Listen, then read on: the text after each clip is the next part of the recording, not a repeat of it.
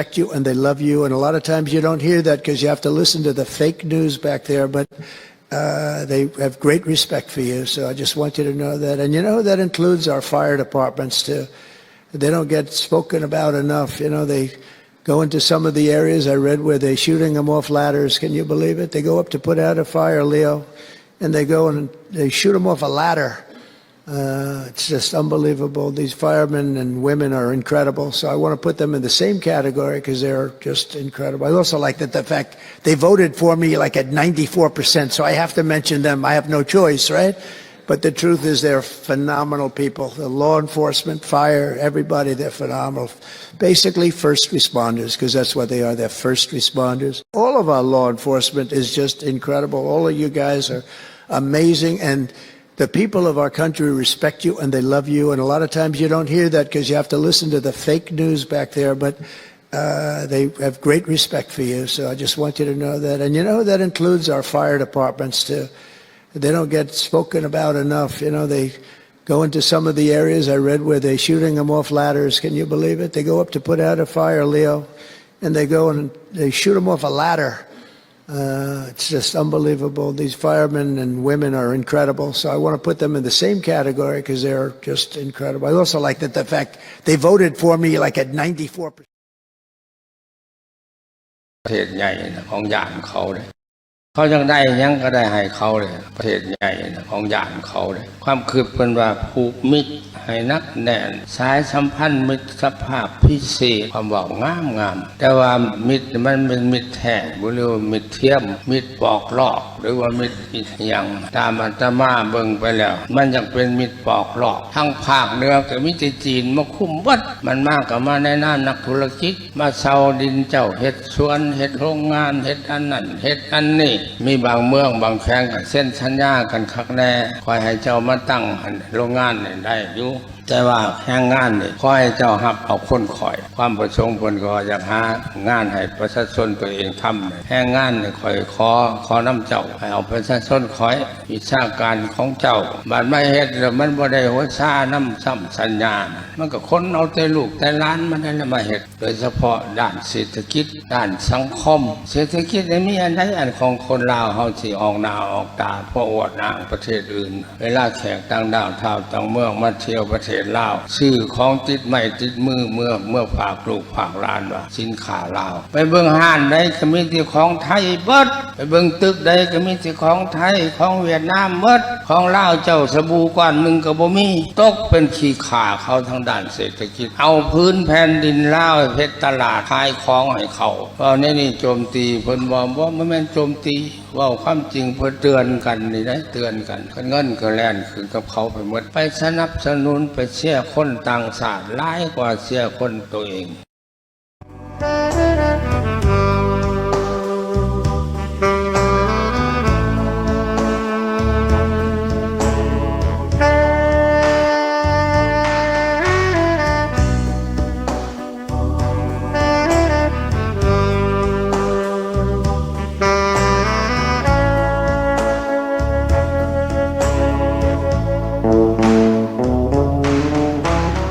เงินได้เป็นเศรษฐีกับพ่อเงิน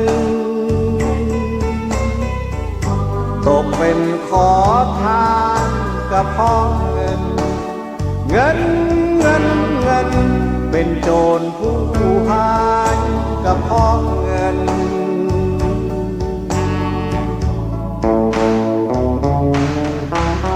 เงินตื่นออกจากบ้านไปหาเงินแกดึงแบกหามแลกเอาเงินหนี้สินท่วมหัวก็แม่นเงินเป็นพระเจ้ามนุษย์ทั้งหลายเกิดฆ่ากันตายก็เพราะเงินฮักกันสั่งกันก็เพราะเงินเป็นสุขก็เพราะเงิน เป็นทุกข์ที่ตายก็เพราะเงิน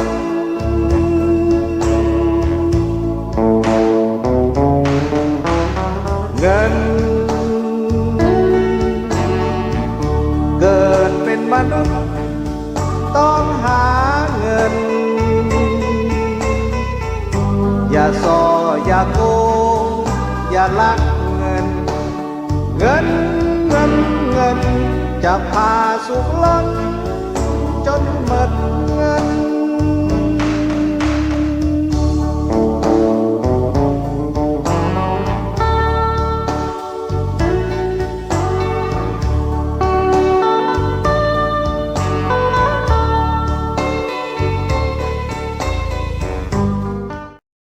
เดือนก็หมดเงิน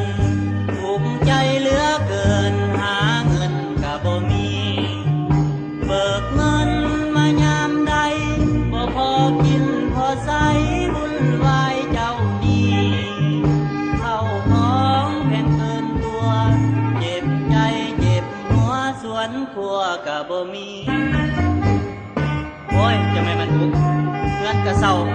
เข้าก็ซื้อคือผักเลยบ่มีส่วนตัวสิเฮ็ดเมิดเดือนก็เมิดแหงอดเข้าสวยเข้าแรงของมันแพงอีหลีจะไปใส่มาใส่อย่างเอาจนเหือไหลบ่ได้ขี่แท็กซี่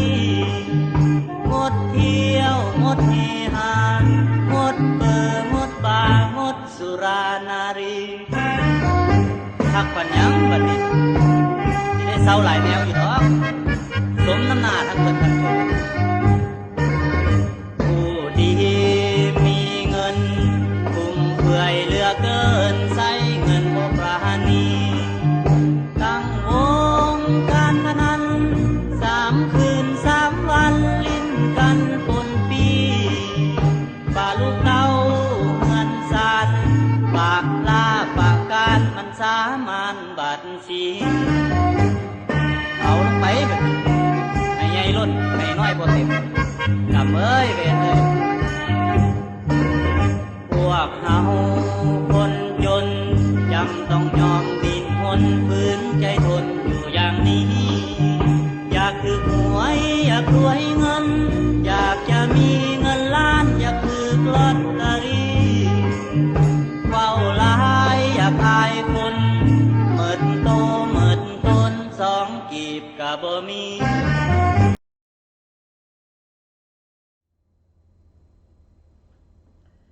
สบายดีท่านผู้ชมที่ทางบ้านที่เคารพนับถือและฮักแพงขน้อยถาวรมื้อนี้ออกมาในรายการสนทนาภาษาชาวบ้านพร้อมยายเบ้นพี่น้องต่อไปนี้เพื่อเป็นการบ่เสียเวลาขอเชิญทุกท่านเข้าสู่รายการ และพบกับยายเบ้นได้เลยนะคะหน่อยขอขอบใจ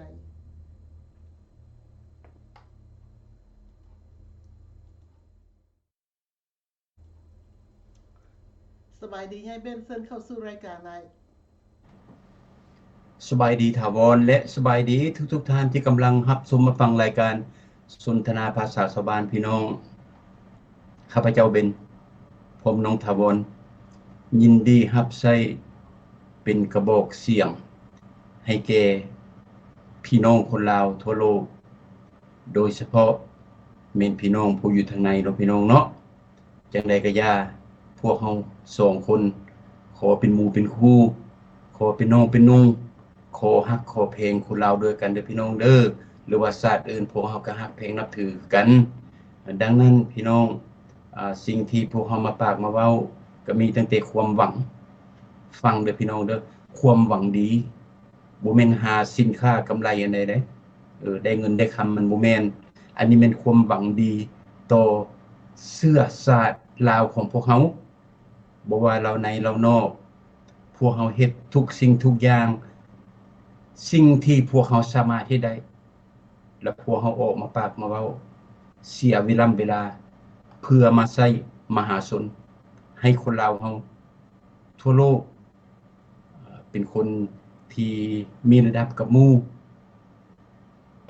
อยู่ในประเทศกลายเป็นประเทศประชาธิปไตยและฮู้จักสิทธิของตนเองบ่อยากให้ผู้ใดกดขี่ข่มเหงไผว่าซั่นซะถึงจังได๋ก็ดี พวกเขาบ่แม่นนักการเมือง อันนี้ข้าพเจ้าประกาศตลอดเฮาบ่แม่นนักการเมืองและเฮาก็บ่แม่นนักข่าวสิ่งที่พวกเฮาสองคนออกมาปากเว้าและแม่นออกจากจิตใจของตัวเองความคิดความฝันของตัวเองดังนั้นพี่น้องพวกเฮาบ่ได้ว่าพวกเฮานี่ฮู้หมดทนทุกแนวเด้อถ้าว่าทานผู้ชมผู้ฟังผู้อาวุโสหรือว่าน้องนุ่งลูกหลานหมู่กองสองชั้นมีความคิดความเห็นอันใดก็เขียนลงมาเพื่อพวกเฮาส่งคนก็สิได้เรียนนำพวกเฮายังเรียนอยู่เด้เฮาบ่แม่นนักปราชญ์อาจารย์หยังเฮายังเรียนนำกันหมดทุกคนทั่วโลกนี้เฮาต้องเรียนนำกันสิ่งที่บกพร่องดังนั้นพี่น้องข้าพเจ้าผมโดยน้องถาวรขอความมุขขอบใจหลายๆที่เข้ามาฟังรายการกรุณากดแชร์ออกไปเพื่อให้ผู้ที่เพิ่นบ่มีหมู่นำ Facebook ของข้าพเจ้าให้เห็นนำกันตัวดีๆแล้วพวกเฮาพากันเอาไปใช้ตัวใดบ่ดีแล้วพวกเฮาก็เอาทิ่มเพราะพวกเฮาบ่แม่นสินค้ากำไรหยังมีแต่ว่าอยากให้คนลาวเฮามีสติแล้วก็ตักเตือนกันให้เป็นคนอยู่กับชาวโลกก็ได้เนาะพี่น้องเนาะจังได๋ก็ยากครับเจ้าผมน้องถาวรขอขอบคุณขอบใจหลายๆสบายดีถาวรน้องอยู่ดีมีแฮง สบายดียายเบ้นอยู่ดีมีแฮงง่ายเข้าใจ เป็นจังได๋มื้อนี้คือว่าเห็นเอาวิดีโอของท่านโดนัลด์ทรัมป์ประธานาธิบดีของสหรัฐอเมริกาหรือว่าประเทศของพวกเฮานี่ออกมาเว้าหน่อยนึงน้องคือจังได๋น้องเสนอเลย น้องนี่คิดว่าเฮาควรจะนำเอามาเว้าเพราะว่า1เฮาอยู่ประเทศสหรัฐอเมริกานี่นำกัน และประธานประเทศที่เฮาเลือกตั้งขึ้นมานี่เพิ่นบริหารประเทศมานี่เกือบ2เดือนแล้วและเพิ่นมีดีหยังแดเพิ่นได้เฮ็ดหยังแดเพื่อประชาชนผู้อยู่ในประเทศสหรัฐอเมริกานี้และเพิ่นได้เฮ็ดหยังเป็นผู้นำของชาติสหรัฐอเมริกานี่นะยายเบนน้องว่าเฮาควรจะนำเอามาเว้าเพื่อให้คนลาวเฮาที่อาศัยอยู่ในประเทศสหรัฐอเมริกานี้ได้เข้าใจเพิ่มเติมและคนลาวเฮาอยู่ในประเทศและอาศัยอยู่ประเทศทั่วโลกนี่หั่นน่ะยายเบนให้เข้าใจว่าการดำรงชีวิตของคนลาวเฮาที่อาศัยอยู่ในประเทศสหรัฐอเมริกานี้มันเป็นจังไดที่ตัดสัญชาติและบ่ตัดสัญชาติหรือว่ามีบัตรเขียวอยู่แบบใดกันและมันมีผลดีผลบ่ดีแบบใดแด่นั่นยายเบนน้องคิดว่ามันควรจะนำเอามาเว้ากันเพื่อให้คนลาวเฮาได้อยู่สบายใจและก็เข้าใจว่าตัวเองอยู่ในประเทศสหรัฐอเมริกานี้มันเป็นจังไดน่ะยายเบนไอ้คิดจังไดไอ้เข้าใจเหตุผลก็ดีคือกันเพราะว่าอย่างที่หลายประเทศอเมริกาก็เป็นประเทศของพวกเขาแล้วก็มีส่วนลาวของพวกเขาก็เป็นคนอเมริกาคือกันลาวส่วนอเมริกันพวกเขาเป็นลาวส่วนอเมริกันพวกเขาต้องรู้จักนโยบายการเมืองของผู้นำของพวกเขาแน่นอนแต่ละคนเกิดเป็นมนุษย์มาความคิดมันก็แตกต่างกันอันนั้นเป็นของธรรมดาเด้อพี่น้องเด้ออย่าสุไปเสื้อไปสั่งกันได้มีแนวคิดพวกเขาเป็นดิโมแครตหรือว่าพวกเขาเป็นรีพับลิกันแล้วก็แนวคิดแตกต่างกันก็บ่เป็นหยังดีและประเสริฐที่พวกเขาเป็นประชาธิปไตยและพวกเขามีสิทธิ์มีเสียงเลือกเอามักดิโมแครตก็ไปนำเพิ่นมักรีพับลิกันก็ไปนำเพิ่นมักบ่เข้าฝ่ายใดก็ไปนำเพิ่นมักอยู่ซื่อๆก็ได้อยู่อเมริกาเพราะเขามันมีสิทธิ์มีเสียงอยากให้พี่น้องคนลาวเข้าใจตัวนี้ข้าพเจ้าสำคัญคิดว่ามันสำคัญและอยากให้คนลาวเฮาอยู่ภายในประเทศของพวกเขาหมายถึงสหรัฐอเมริกานี่เป็นประเทศของพวกเขานี่นะให้เข้าใจและตัดสินด้วยตนเองฮู้จักผิดฮู้จักถือ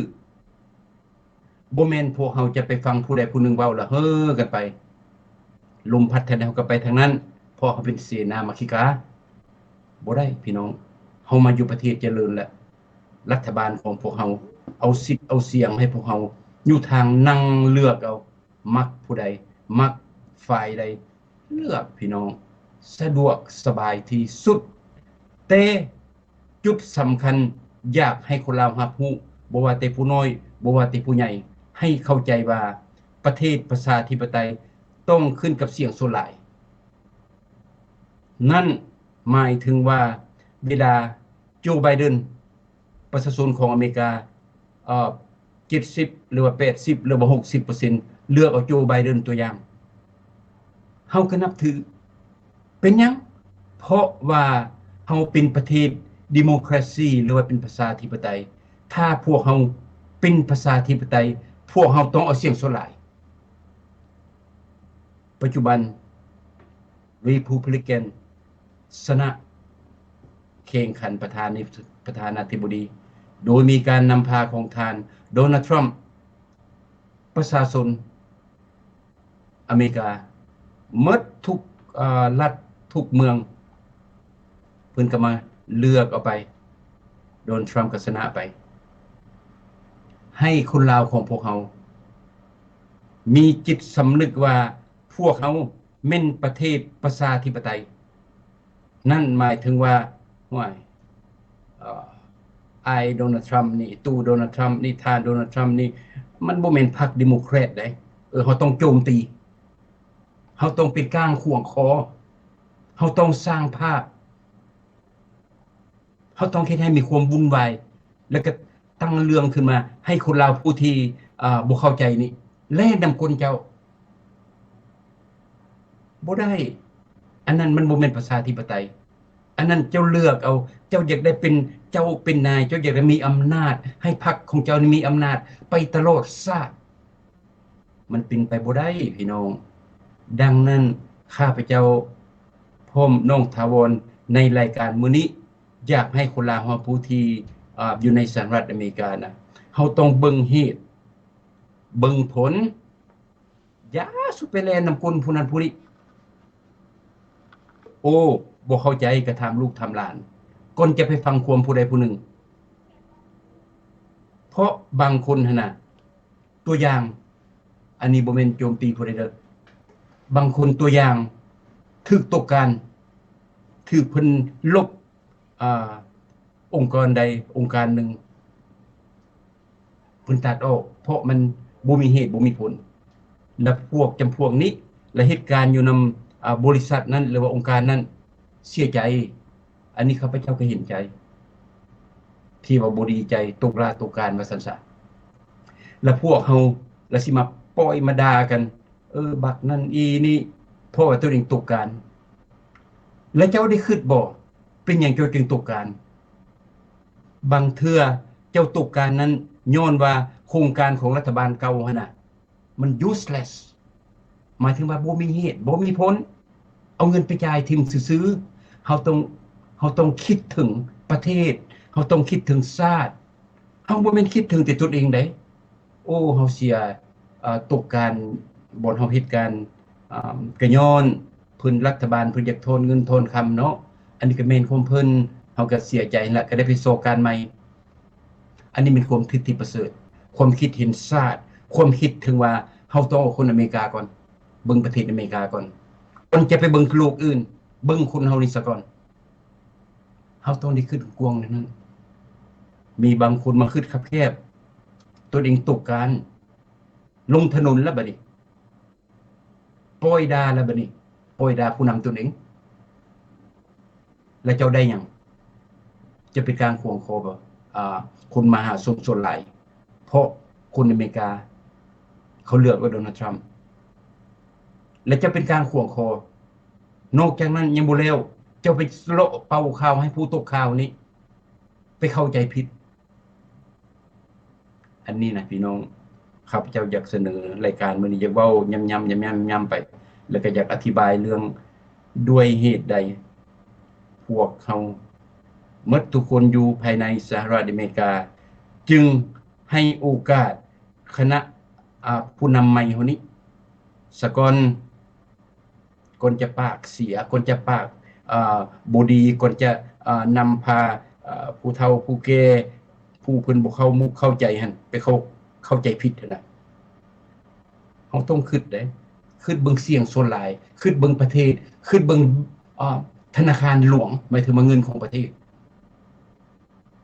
อย่าสิไปคิดแต่ทงเฮาได้เฮาเสียการก็ย้อนบักนี่แหละและตนเองบ่คิดว่าตนเองเฮ็ดการมาได้หลายปีนำรัฐบาลนั่นน่ะแล้วเจ้าไปซอยชาติอื่นเจ้าบ่ได้ซอยอเมริกาสำหรับข้าพเจ้าดีใจมีรัฐบาลประเสริฐคิดนำอเมริกาซอกเงินหัวไหลไฟอยู่ใส่เป็นหยังเฮานี่คือว่าแต่ละปีจะว่าเงินนี่คือว่าตกเฮียเสียหายหลายแท้เฮามากวดเบิ่งดูสินะมันเฮ็ดให้คนโกงชาติบ่มีได้อันผู้ใดขึ้นมาก็เอาแต่เพิ่นเป็นเอาแต่เพิ่นเป็นมันก็บ่ได้พี่น้องอันนี้ถ้าบ่ไอ้ก็เปิดตัวนี้ซื่อๆไอ้อยากให้น้องตื่นพี่น้องนึงขอบใจหลายๆ ขอบใจหลายๆยายเบนพี่น้องเฮามาเบิ่งนํกันว่า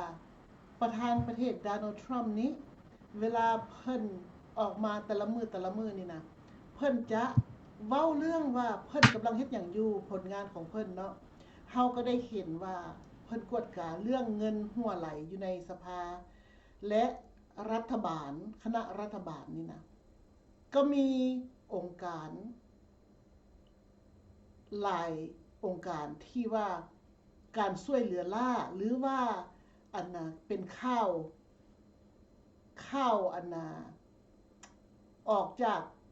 ประเทศสหรัฐอเมริกาอยู่ต่างหน้าแต่ละประเทศนะแม่นเงินรัฐบาลอเมริกานี่เป็นผู้จ่ายให้พวกที่อันน่ะต่างประเทศที่ว่าอาศัยอยู่ประเทศอเมริกาและสร้างข้าวให้ประเทศนั้นๆโดยที่ว่าก็หลายประเทศข้าวบ่ตรงกับความเป็นจริงข้าวบิดเบือนก็มีหลายพี่น้องในเมื่อข้าวบิดเบือนมีหลายแล้วเพิ่นก็ต้องกวดกาเบิ่งว่าเงินที่อเมริกานี้เอาจากภาษีของประชาชนนี่ไปแบ่งให้แต่ละประเทศนี่ไปข้าว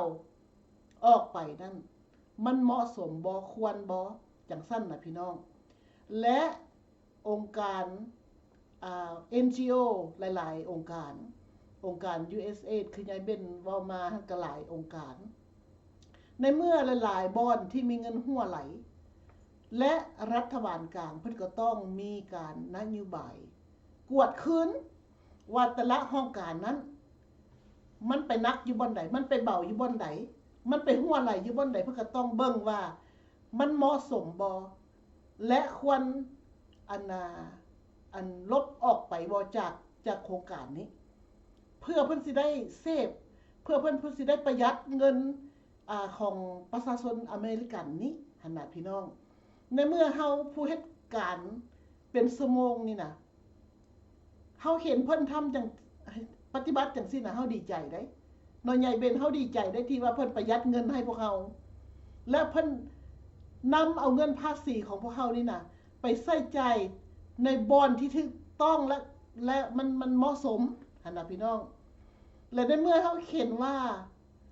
บางคนคือยายเบนเว้ามาหั่นน่ะถึกผลกระทบว่าโอ้เดี๋ยวออกการย้อนและเฮาควรเบิ่งทวนคืนเบิ่งว่าผ่านมาหั่นน่ะผู้เกี่ยวตัวเองหั่นน่ะได้เฮ็ดหยังแดเพื่อชาติอเมริกากินเงินรัฐบาลซึ่ง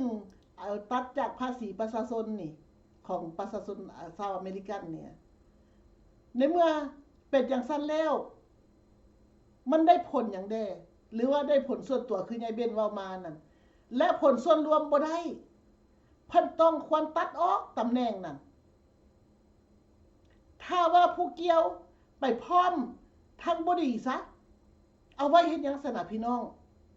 ตำแหน่งที่บ่มีช่วยเหลือประเทศชาติบ้านเมืองบ่ช่วยเหลือประชาชนตัวเองก็ต้องตัดออกพี่น้องอันนี้แหละเพิ่นบอกว่า America first และก็ Make America Great Again เพิ่นต้องคันว่าภาษาลาวคันว่าเว้าเรื่องธรรมะเนาะพี่น้องเนาะก็คือว่าเพิ่นเขิงคำฮ้อนเพิ่นฮ้อนอยู่เดี๋ยวนี้เพิ่นฮ้อนเบิ่งว่าผู้ใดเฮ็ดแท้ทำจริงหรือว่าผู้ใดบ่เฮ็ดแท้ทำจริงเพิ่นก็ต้องตัดเอาคนที่บ่เฮ็ดแท้ทำจริงหันออกไปและผู้ที่เฮ็ดแท้ทำจริงเพิ่นก็ต้องเอาไว้ มีผลประโยชน์ต่อชาติบ้านเมืองต่อประชาชนทั้งชาติเพิ่นก็ต้องเอาไว้และบางคนขน้อยก็เห็นอยู่ใน Facebook เดือดร้อนจนบ่เป็นอันกินอันนอนออกมาด่าแนวนั้นแนวนี้พี่น้องลาวก่อนอื่นหมดต้องคำนึงถึงเบิ่งว่าเวลาเจ้าออกมาแบบนั้นน่ะเจ้ามีแต่เสียโง่ให้ผู้อื่นเบิ่งเจ้าบ่ดีอันนั้นข้อที่1ข้อที่2เฮ็ดให้ผู้อื่นหันเชื่อใจเจ้าว่าบ่ได้ย้อนหยังย้อนเจ้าเป็นคนบ่ซื่อตรงเจ้าเป็นคนบ่แม่นซื่อสัตย์สุจริตเจ้าเป็นคนคดโกงแล้วและประเภทนี้นะไปใส่ผู้ใดก็ย่านได้เป็นหยังจะว่าย่านไปโกงเขาเจ้าบ่อยากเป็นมิตรน้ำดอกคนประเภทนี้นะไปใส่มาใส่ไผก็ต้องระมัดระวังย่านผู้นี้นำเอาความผู้นี้ไปเว้านำผู้นี้เอานำความผู้นี้ไปเว้านำผู้นี้ว่าค่าซอกออกค่าว่าเป็นหยังเอาแต่ขนาดรัฐบาลผู้ปกครองประเทศชาติบ้านเมืองของเจ้าบ่พอใจเจ้าจังยังด่ายังปล่อยขนาดเจ้าอยู่ในประเทศเขาเอาครอบครัวของเจ้ามาหนีจากคอมมิวนิสต์ลัทธิคอมมิวนิสต์นั่นเจ้าพะแล่นตายไปจับทุ่งกาอันนั้นมักบานอยู่ประเทศลาวพุ่นเจ้าว่าเขาบ่เบิ่งบ่บัดเจ้าแล่นกลับขึ้นมาอเมริกาเจ้ามายกยอป่อปั้นบ่ใส่ให้ไล่ป้ายสีคณะรัฐบาลปัจจุบันนี้เจ้าว่าเขาบ่เบิ่งเจ้าบ่ระวังไว้บางคนยังคิดว่าตัวเองนั้นเลิศกว่าผู้อื่นเก่งกว่าผู้อื่นคันเจ้าเก่งหลายเจ้าคือบ่ไปสมัครเป็นประธานประเทศอธิบดีอเมริกานั่นเจ้าว่าเจ้าฮู้หลายกว่านั่น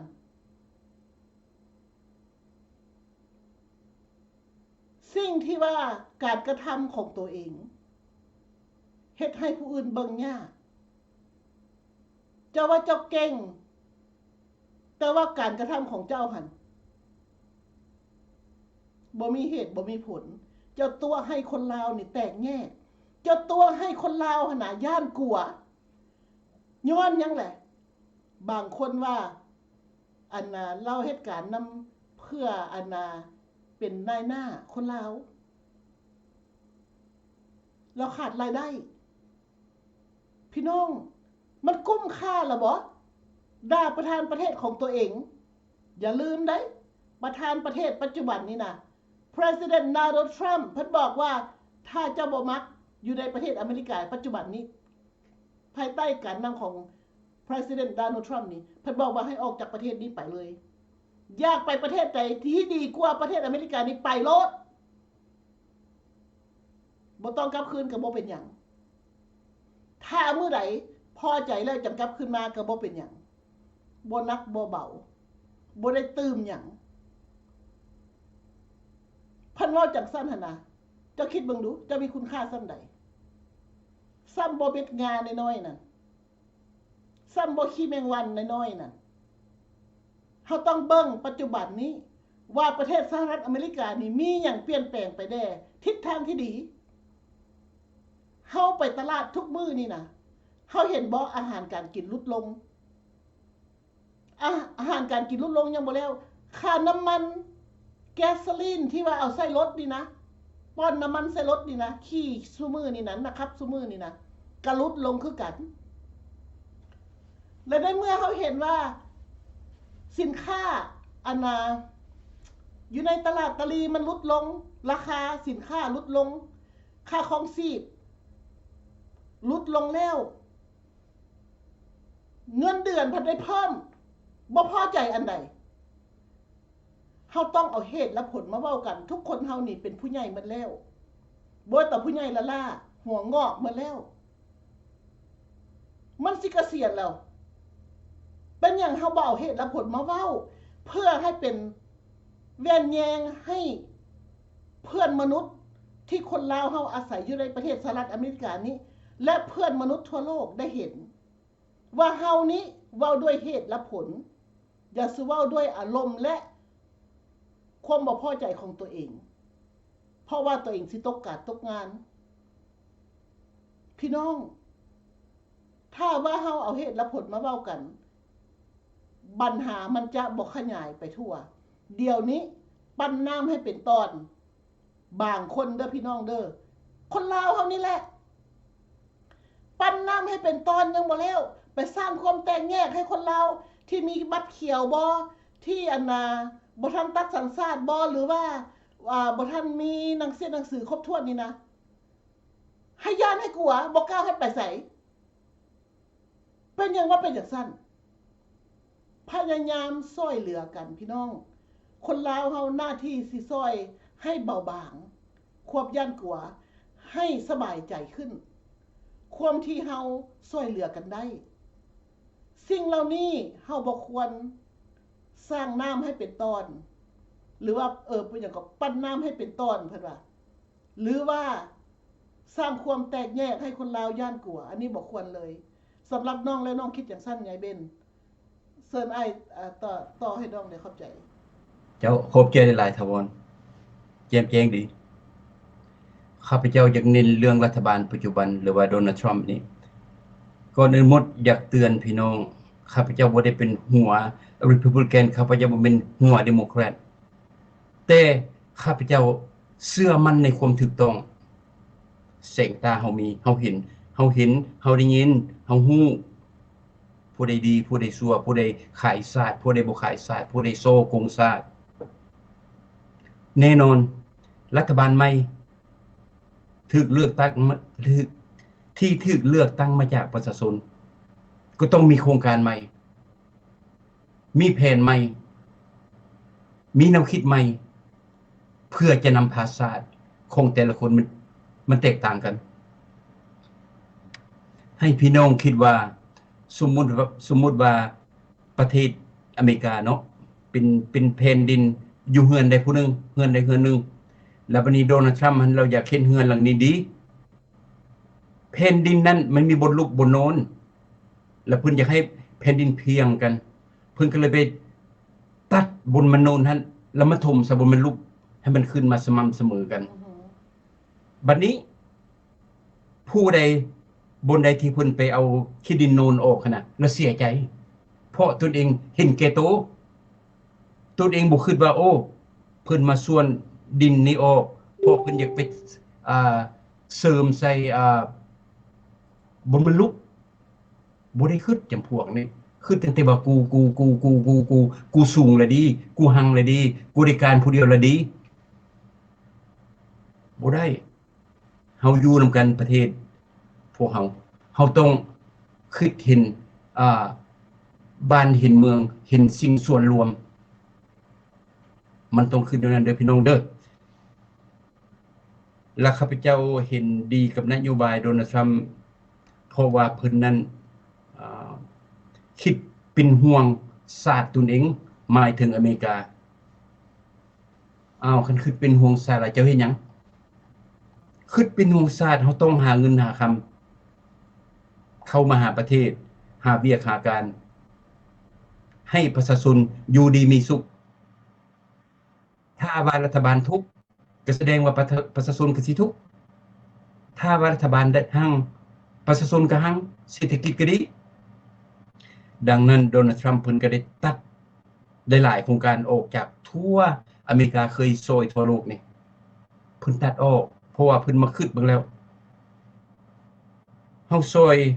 มนุษย์โลกนี้มาได้หลาย10ปีละอเมริกาได้หยังเพิ่นเพิ่นลมกันกับกลุ่มของเพิ่นบ่ได้หยังแล้วพวกเฮานี่มีตั้งแต่เสียหลังจากเสียแล้วก็เงินภาษีของประชาชนเฮาก็ไปจ่ายให้บนอื่นพูนเขาปล่อยเขาด่าเฮาพร้อมเดี๋ยวนี้โดนัลด์ทรัมป์เฮาสิเฮ็ดจังไดนี่เขาก็ลมกันห่วยคันว่าซั่นเงินอยู่ถงเฮาแล้วเฮาบ่ไปให้ไผสิหยังประเทศนั้นประเทศนี้ทุกข์ยากปากมองเฮ็ดจังได๋จะว่าเฮาผิด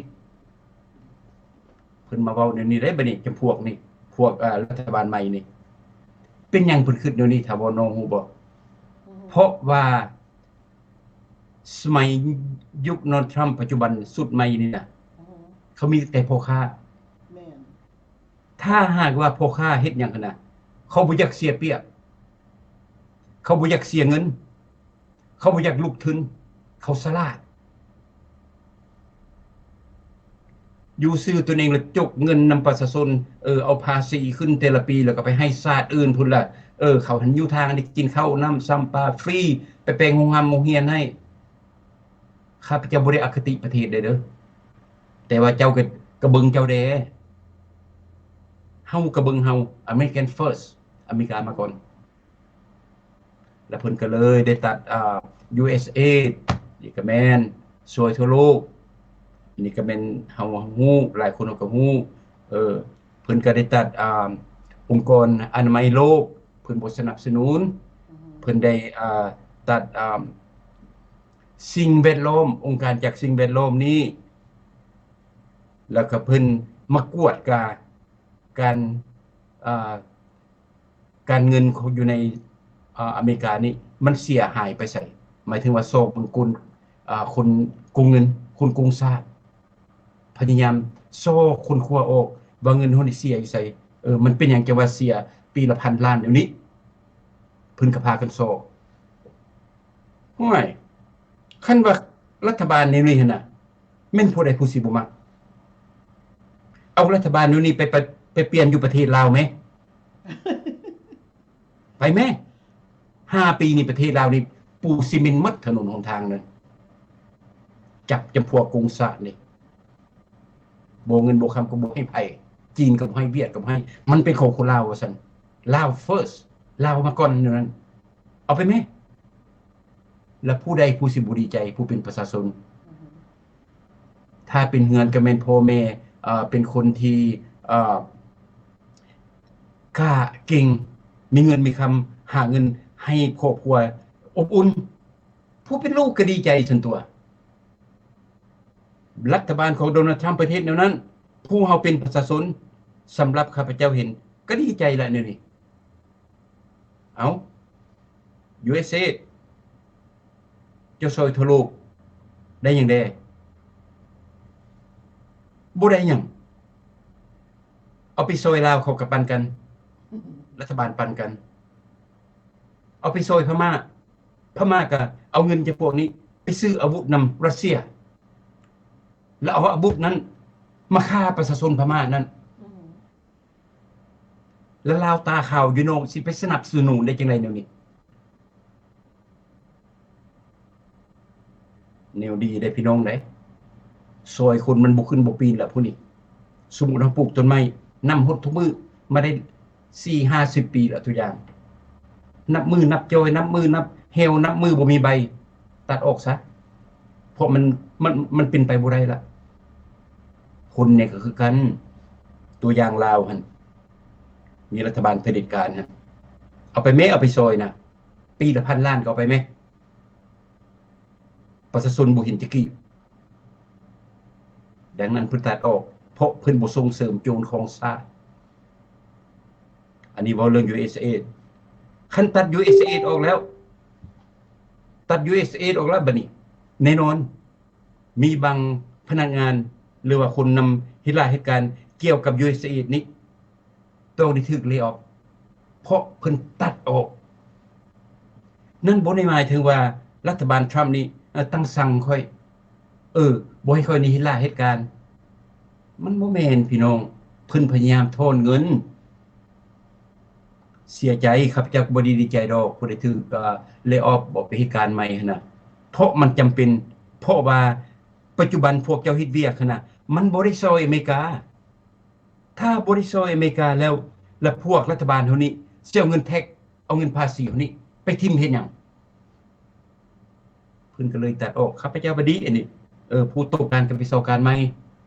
คนลาวคือกันเฮาซอกล่าซอกกันมันบ่แม่นน้อยแต่ละคนอันนี้เขาเอาจะออกเพราะว่า department ของเจ้าหรือว่าโครงการของเจ้านั้นมันบ่ซอยหยังประเทศแล้วเพิ่นเจ้าก็เลยได้ตกลาตกการเหตุผลเท่านั้นแล้วก็น่าเสียใจนำแต่จำเป็นต้องได้เฮ็ดเพราะผู้นำเฮาอยากทอนเงินทอนคำเอาเงินจำพวกนี้ปีละ1,000 ล้าน 3-4,000 ล้านนี้เอาไปเข้าข้างหลวงองค์การอนามัยโลกเด้เป็นหยังจังไปตัดออกเอาบ่ตัดจังได๋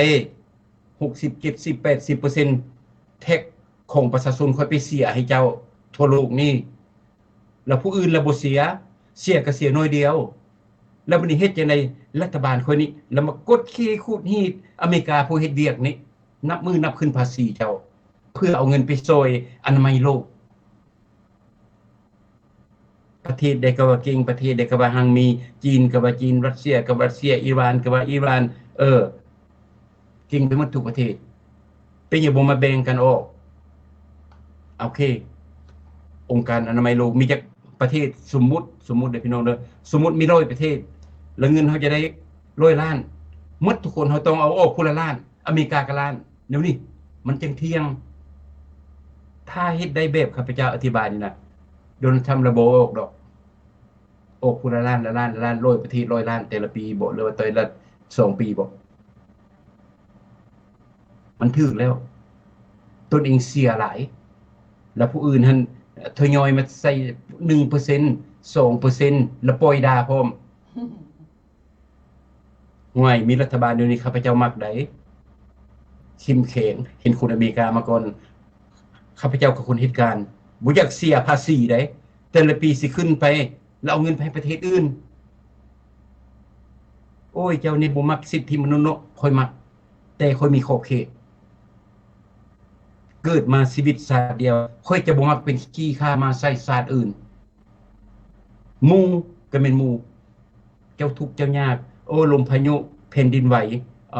ฝนตกน้ำท่วมเฮาไปซอยมันของธรรมดาเทื่อละ10ล้าน20ล้านโอเคบ่เป็นหยังเพราะประเทศเจ้าทุกข์ยากเจ้าต้องการก็ได้ไปซอยอันนี้ละเกิดเป็นมือมาสิให้ค่อยส่งเงินทองพวกเจ้าอยู่ตลอดหมดปีนี้ก็ปีหน้าหมดปีหน้าก็ปีในและคมหิงประชาชนอเมริกาผู้เฮ็ดเวียกเหตุการณ์นี้อันนี้ข้าพเจ้าว่าบ่ดีปานใดและข้าพเจ้าก็เห็นดีนำตัวต่อไปเพิ่นตัดองค์การสิ่งแวดล้อมหมายถึงว่าคนเฮ็ดความชั่วเป็นควรเป็นหยังอยู่ในโลกนี่อเมริกาก็ได้เสียหลายคนหมู่อีกนี่อย่าลืมเด้อรัฐบาลโดนัลด์ทรัมป์นะเขาเป็นพ่อค้าเด้คันเว้าเรื่องพ่อค้าเขาบ่เสียเปรียบครับเจ้าเว้าให้ฟังเขาบ่อยากเสียเปรียบเขาบ่อยากเสียเงินเพราะเขาอยากได้ยางขี้ลายกันเป็น50 50มาจุมาจอดกันเขาเฮ็ดนำได้ค่อยเสีย70เจ้าเสีย30พ่อค้าบ่มักเพราะมันเสียเปรียบดีบ่ไม่เฮาเป็นคนอเมริกาเป็นผู้ใดสิว่าซัวเป็นครอบครัวก็ต้องเบิ่งครอบครัวเฮาก่อนแม่นผู้ใดลูกทุกข์ลูกยากแล้วแล่นไปประเทศอื่นคือทองลุนศรีสุริท่านน้ำท่วมประเทศสิตายดะเอาเงินไปช่วยเวียดนามมักบ่ได้โจมตีลาวแต่ว่าเอามาให้พี่น้องเห็นพี่น้องทั้งประเทศลาวเห็นอันนั้นแสดงว่ารัฐบาลบ่ได้ฮักบ้านเกิดอยู่เด้ข้าพเจ้าเว้าที่แล้วนี่น้ำท่วมลงน้ำท่าเต็มประชาชนเอางอยอยู่หลังคาพุ่นจักว่าเป็ดบ่ไกลไอ้รัฐบาลลาวขี่เงินไปฮานอยเอาเงินไปช่วยรัฐบาลเวียดนามน้ำท่วมบ้านเพิ่นข้าพเจ้าบ่ได้สั่งทงรุนศรีสุริตแต่บ่มักนโยบายตายๆนั้นเสียเปรียบเขาขี้ข้ามาใส่เขามักกลับถึงอเมริกาเป็นประเทศของข้าพเจ้าเห็นรัฐบาลเฮ็ดแนวนี้น่ะเก็บออกตัดออกตัวนี้มีปัญหาเฮาตัดออกเพราะว่าเฮาอยากให้อเมริกานี้great again หมายถึงว่าดีกลับขึ้นมาให้มันดีคือเก่าและเข้มแข็งเป็นประเทศมหาอำนาจบ่เป็นขี้ข้ามาใส่ศาสตร์อื่นบ่ย่านบ่กลัวผู้ใดเพราะเฮาเป็นคนเที่ยงธรรมและสุจริตว่าสำหรับข้าพเจ้านี่เห็นดีนำเพราะแต่ละองค์การนี่นะมันบ่ซอยหยังอยู่ประเทศอเมริกาและคนอเมริกาก็สิตอบให้เลยมาเว้าถึงนี้มีคนลาวอยู่แถวยุโรปหรือว่าออสเตรเลียโอ้ยเจ้าเป็นหัวหน้าโลกบ่ได้เจ้านะผู้นำโลกบ่ได้เจ้าตัดออกหมดบ่ได้เจ้านะบ่ได้มันเป็นหยังสิบ่ได้ผู้ใดอยากเป็นหัวหน้าโลกก็เป็นได้ไหมอยากได้รัสเซียบ่เชิญหรือว่าจีนวะเอาไปอันหัวหน้าโลกขนาดหน้าใหญ่ขนาด หน้าซ้ำฝาเฮือนฝาซานนี่แต่ว่าเงินจุกถุงประชาชนออกไปใช้จ่ายบ่มักเจ้าอยู่ประเทศฝรั่งเจ้าอยู่ประเทศ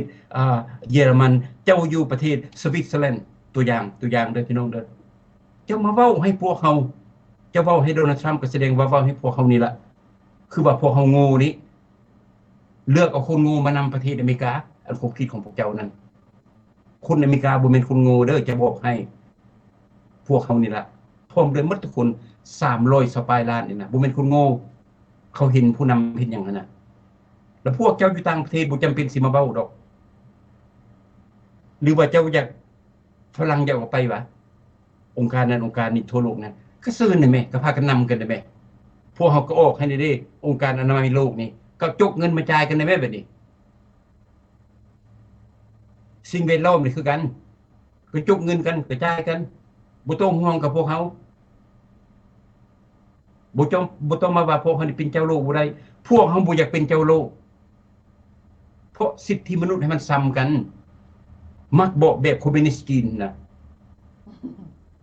โอ้ยไปเอาชายแดนของฟิลิปปินส์ก่อนขี่เรือไปเอาโอ้ยไปเอาชายแดนลาวก่อนลั่งกันไปเอาโอ้ยไปเอาชายแดนเวียดนามก่อนขี่เรือไปเอามักบอกพวกเขาบ่แม่นแนวนั้นดังนั้นยุติก็ได้ว่าตัวเองสลาดด่าผู้นั้นด่าผู้นี้น่ะคุณโง่ละพวกเขาบ่ได้เสียเงินพวกเขาก็ดีใจซั่นตัวเฮ็ดหยังก็เสียเปรียบพวกเจ้าตลอดค่อยบ่ได้สั่งเจ้าแต่ค่อยอยากให้พวกเจ้ามีมนุษยธรรมอยากให้พวกเจ้ามีความกึ่งกันคันว่าเสียก็เสียซ้ำกัน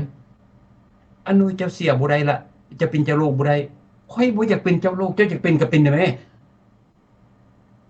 ยูเครนกับรัสเซียตีกันปัจจุบันเจ้าอยากเป็นเจ้าโลกเจ้าก็หอบเงินจะไปก็เซินให้ศึกเซาซะเขากันนุบพร้อมเข้าใจเด้อพี่น้องเด้ออันนี้การอธิบายได้ข้าพเจ้าบ่เสียใจดอกผู้จะได้จะเว้าก็เว้าแต่เว้าบ่มีเหตุบ่มีผลคันเว้าคือไม่ผู้ใดเป็นคนลาวนี่จำเป็นได้เว้าพวกเฮาสายเลือดเดียวกันให้คิดซะว่าพวกเฮานี้รัฐบาลใหม่นี้เพิ่นอยากเบิ่งอเมริกาก่อนอยากให้อเมริกานี้หังมีบ่อยากตัดภาษีประชาชนแล้วมันผิดหยังพวกเจ้าอยากเฮ็ดหยังพวกเจ้าก็เฮ็ดส่วนตัวอยู่ประเทศพวกเจ้าน่ะจะมันอยากจะมาบ่งให้พวกเฮาเจ้าต้องไปเสียอเมริกาต้องไปเสียบ่ถูกได้พี่น้องเด้ดังนั้นพี่น้องด้านโนทรัมป์เพิ่นตัดนั่นตัดนี่น่ะข้าพเจ้าเห็นดีนำคันเว้าถึงเรื่องเรื่องอนามัยโลกหรือว่าเรื่องสิ่งแวดล้อมหั่นน่ะไปบอกจีนเด้อเรื่องสิ่งแวดล้อมหั่นเด้อบริษัทควรไปประเทศลาวหั่นเด้อหรือว่าตันเขื่อนน้ำโขงหั่นน่ะอยากเป็นจากเปิดเป็นยามใดท่วมประเทศลาวปิดยามใดประเทศลาวแห้งแล้งหั่นน่ะไปบอกเขาแด้อันจำพวกกันว่าสิ่งแวดล้อมหั่นน่ะไปทำไมไปบอกไอ้จีนพวกเจ้าหั่นสินค้าประชาชนตัวเองก็เต็มอยู่หั่นก็ไปบอกนะแม่อันสิทธิมนุษย์สิทธินั้นคิดนี่น่ะอย่ามาจุ่มให้พวกเฮาอเมริกาเขาเฮ็ดสุดความสามารถแล้วข้าพเจ้ามาตุกอเมริกา46 ปีแล้วข้าพเจ้ามาเบิ่งนี่อันใดก็ย่านแต่หมู่เสียใจอันใดก็ซอยหมู่เอาหัวยางต่างตีนย่านประเทศอื่นทุกอย่างคนอเมริกายังทุกข์คนซ้ำเพราะว่าตัดเทคตัดหยังบีบบังคับกันเอาเงินแล้วไปซอยประเทศอื่นปานยังบ่มักปานยังไปพร้อมโจรบางประเทศไปพร้อมโจรที่เขามาเอาดินเอาโดนเอาบ่เงินบ่คำของพวกตัวเองแล้วมาโจมตีเขาตัดปิดไปเม็ดจัดอันนี้ก็ดีอันนั้นเหตุผลที่โดนัลด์ทรัมป์หรือว่ารัฐบาลโดนัลด์ทรัมป์นี่เพิ่นตัดเพราะเหตุผลนั้นเพิ่นเบิ่งว่าองค์การอนามัยโลกสิ่งแวดล้อมหรือว่า USA นี้มันบ่ช่วยอเมริกาดังนั้นเพิ่นจึงตัดออกถอนออกเพราะว่าเพิ่นอยากเซฟเงินถ้ารัฐบาลอยากเซฟเงินมันก็ดีซั่นตัวใครก่อนโอ้ได้ยินข่าวว่านั้นอันนี้โอ้ อ้อเมริกาสิไปซอยเด้อ$500พอบ่ผ่านมาว่าตั้งแต่เขาขอเงินบ่ทันได้ขอก็ไปให้ล่ะแล้วพูดได้ทุกคนอเมริกาหมายถึงพวกเขานี่ล่ะมาตัด Federal Tax เอาไปล่ะหน้าใหญ่ล่ะหน้าซ้ำฝาเฮือนนี่บ่ได้ดีได้พี่น้องไหนดังนั้นสำหรับข้าพเจ้านี่บ่ได้โจมตีผู้ใดแต่ว่าเฮามีคือข้าพเจ้าอธิบายก่อนจะเข้ารายการล่ะแต่ละคนมีความคิดความเห็นแตกต่างกันอันนี้เป็นความคิดความเห็นของข้าพเจ้าที่ว่าเฮาต้องเป็นคนรักชาติหมายถึงว่าเฮาเป็นลาวซูนอเมริกันเจ้าคนลาวออกมาแต่ประเทศลาวเจ้ามาอยู่อเมริกาเจ้าบอกตนเองและบอกรัฐบาลอเมริกาพร้อมด้วยคนอเมริกาทุกๆคนว่าเจ้ามักประเทศอเมริกาและเจ้าจะเป็นสัญชาติอเมริกาดังนั้นเขาจะเอาหัวยางตามตีนเวลาได้มีศึกเขาจะสู้เพื่ออเมริกาเพราะอเมริกาเป็นประเทศค่อยอันนี้จะเว้าดังนั้นประเทศของพวกเราเป็นประเทศอเมริกาและมีรัฐบาลดีมาทอนเงินทอนคำเฮาก็ดีใจบ่เสียเปรียบให้หมู่จะบ่ยังกะยาหมู่เด้อันนี้ผมคิดและตัวนี้ก็คิดว่าสำคัญที่คนนั้นบ่เห็นความดีของรัฐบาลใหม่ของพวกเขานี่โดนัลด์ทรัมป์นี่นะเพิ่นกำลังกวดการหัวไหลของเงินรัฐบาลอเมริกาเพิ่นอื่นว่าโดจ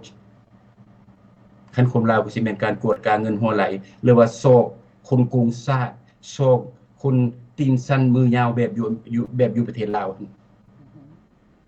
บ่มีเวียกบ่มีการกระพากันตั้งกลุ่มใดกลุ่มหนึ่งขึ้นแล้วก็เอากันเข้ามาเหตุการณ์แล้วเอาเงินของรัฐบาลหลวงนี้ฟีโดรนี้ไปใช้วันศุกร์แล้วนี่หลังจากเพิ่นได้กวดขึ้นมา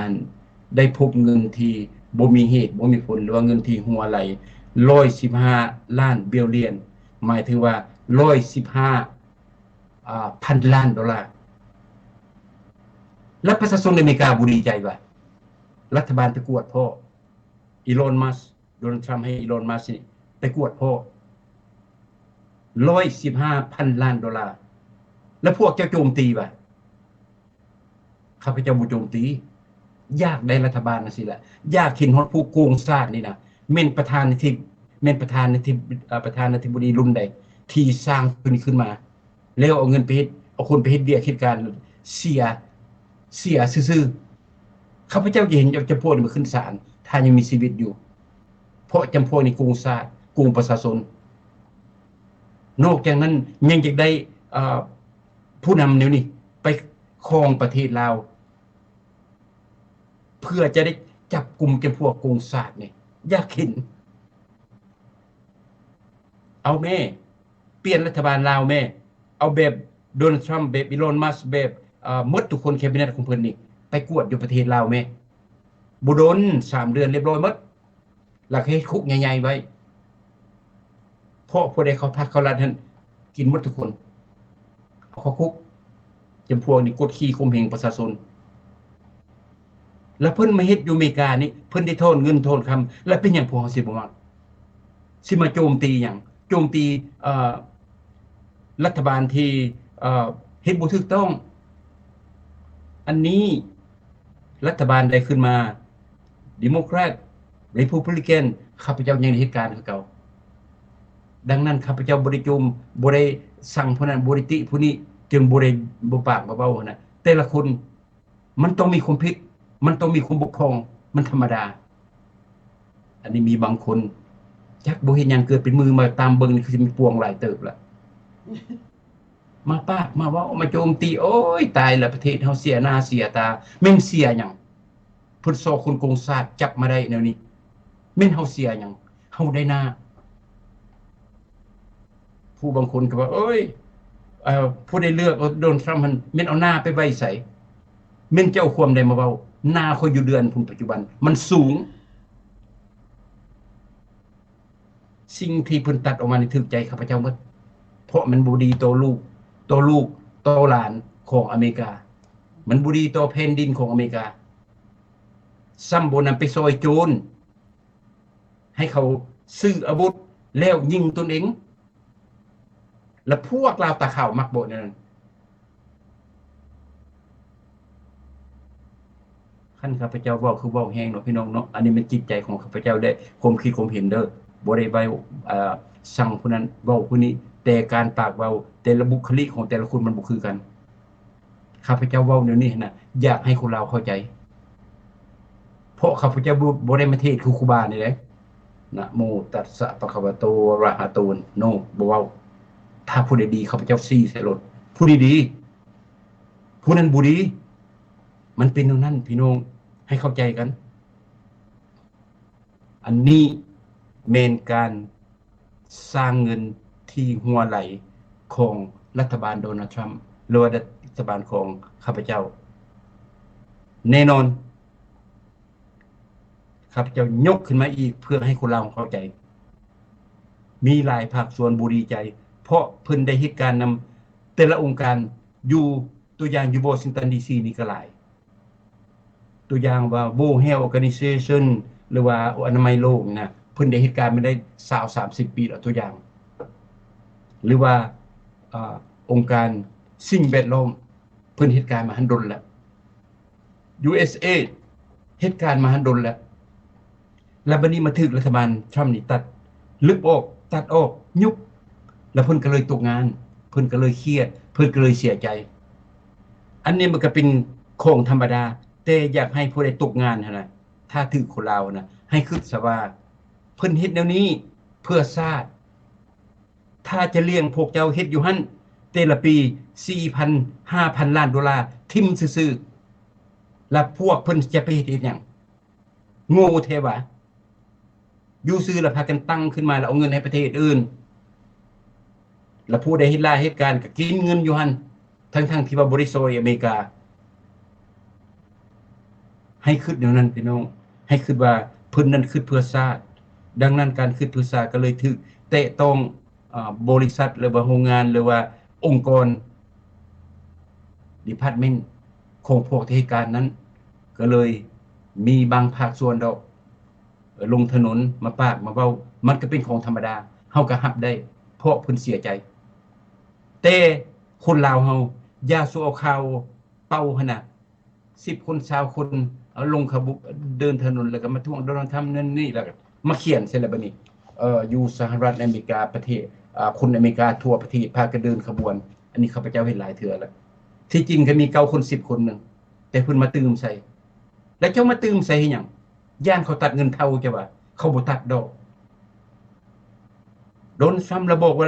จะบ่เตะตรงเงิน Social Security เงินผู้เฒ่าระบบเตะตรงเด็ดขาดมินิเคระบบเตะตรงมินิแคร์ระบบเตะตรงมีตั้งแต่บางเทื่อเขาสิตื้มไม่ซ้ำเงินผู้เฒ่านี่เพราะได้เงินมาจากจำพวกนี้โซกงนี่หรือว่าตั้งกันขึ้นมาแล้วบ่ได้หยังนี่มันเป็นแนวนั้นพี่น้องการเสพเงินเสพคำข้าพเจ้าได้เว้ามา 2-3 รายการนั่นแหละเรื่องเงินโซจะเว้าให้ฟังอีกเทื่อนึงซะแต่ละปีเพิ่นเสพเท่าใดเพิ่นเสพเงิน Social Security เงินผู้เฒ่านี่นะรัฐบาลเก่าของพวกเราที่ผ่านมาจะกี่10กี่ร้อยปีละกินเงินผีคุมลาวเป็นเงินผีบ่มีคนแต่ว่าส่งเงินให้เด็กวิรัฐบาลลาวหั่นข้าพเจ้าเป็นร้อยเอกนั้นแทนที่มีลูก2คนแต่ข้าพเจ้าเขียนใส่อีก3คนเป็น5คนเพราะจะได้เงินเดือนและเอาเงินรัฐบาลให้มาจ่ายให้ข้าพเจ้ามันเป็นเดี๋ยวนี้ก็คือกันเงินผีนี้ออกมาจาก Social Security นี้ปีนึง4,700,000 คนอายุ109 ปี400,000 ปลายคนอายุ109 ปี6ล้านบ่แม่น3,600,000 คนอายุ110 ปี519 ปีอายุ120อายุ129 ปี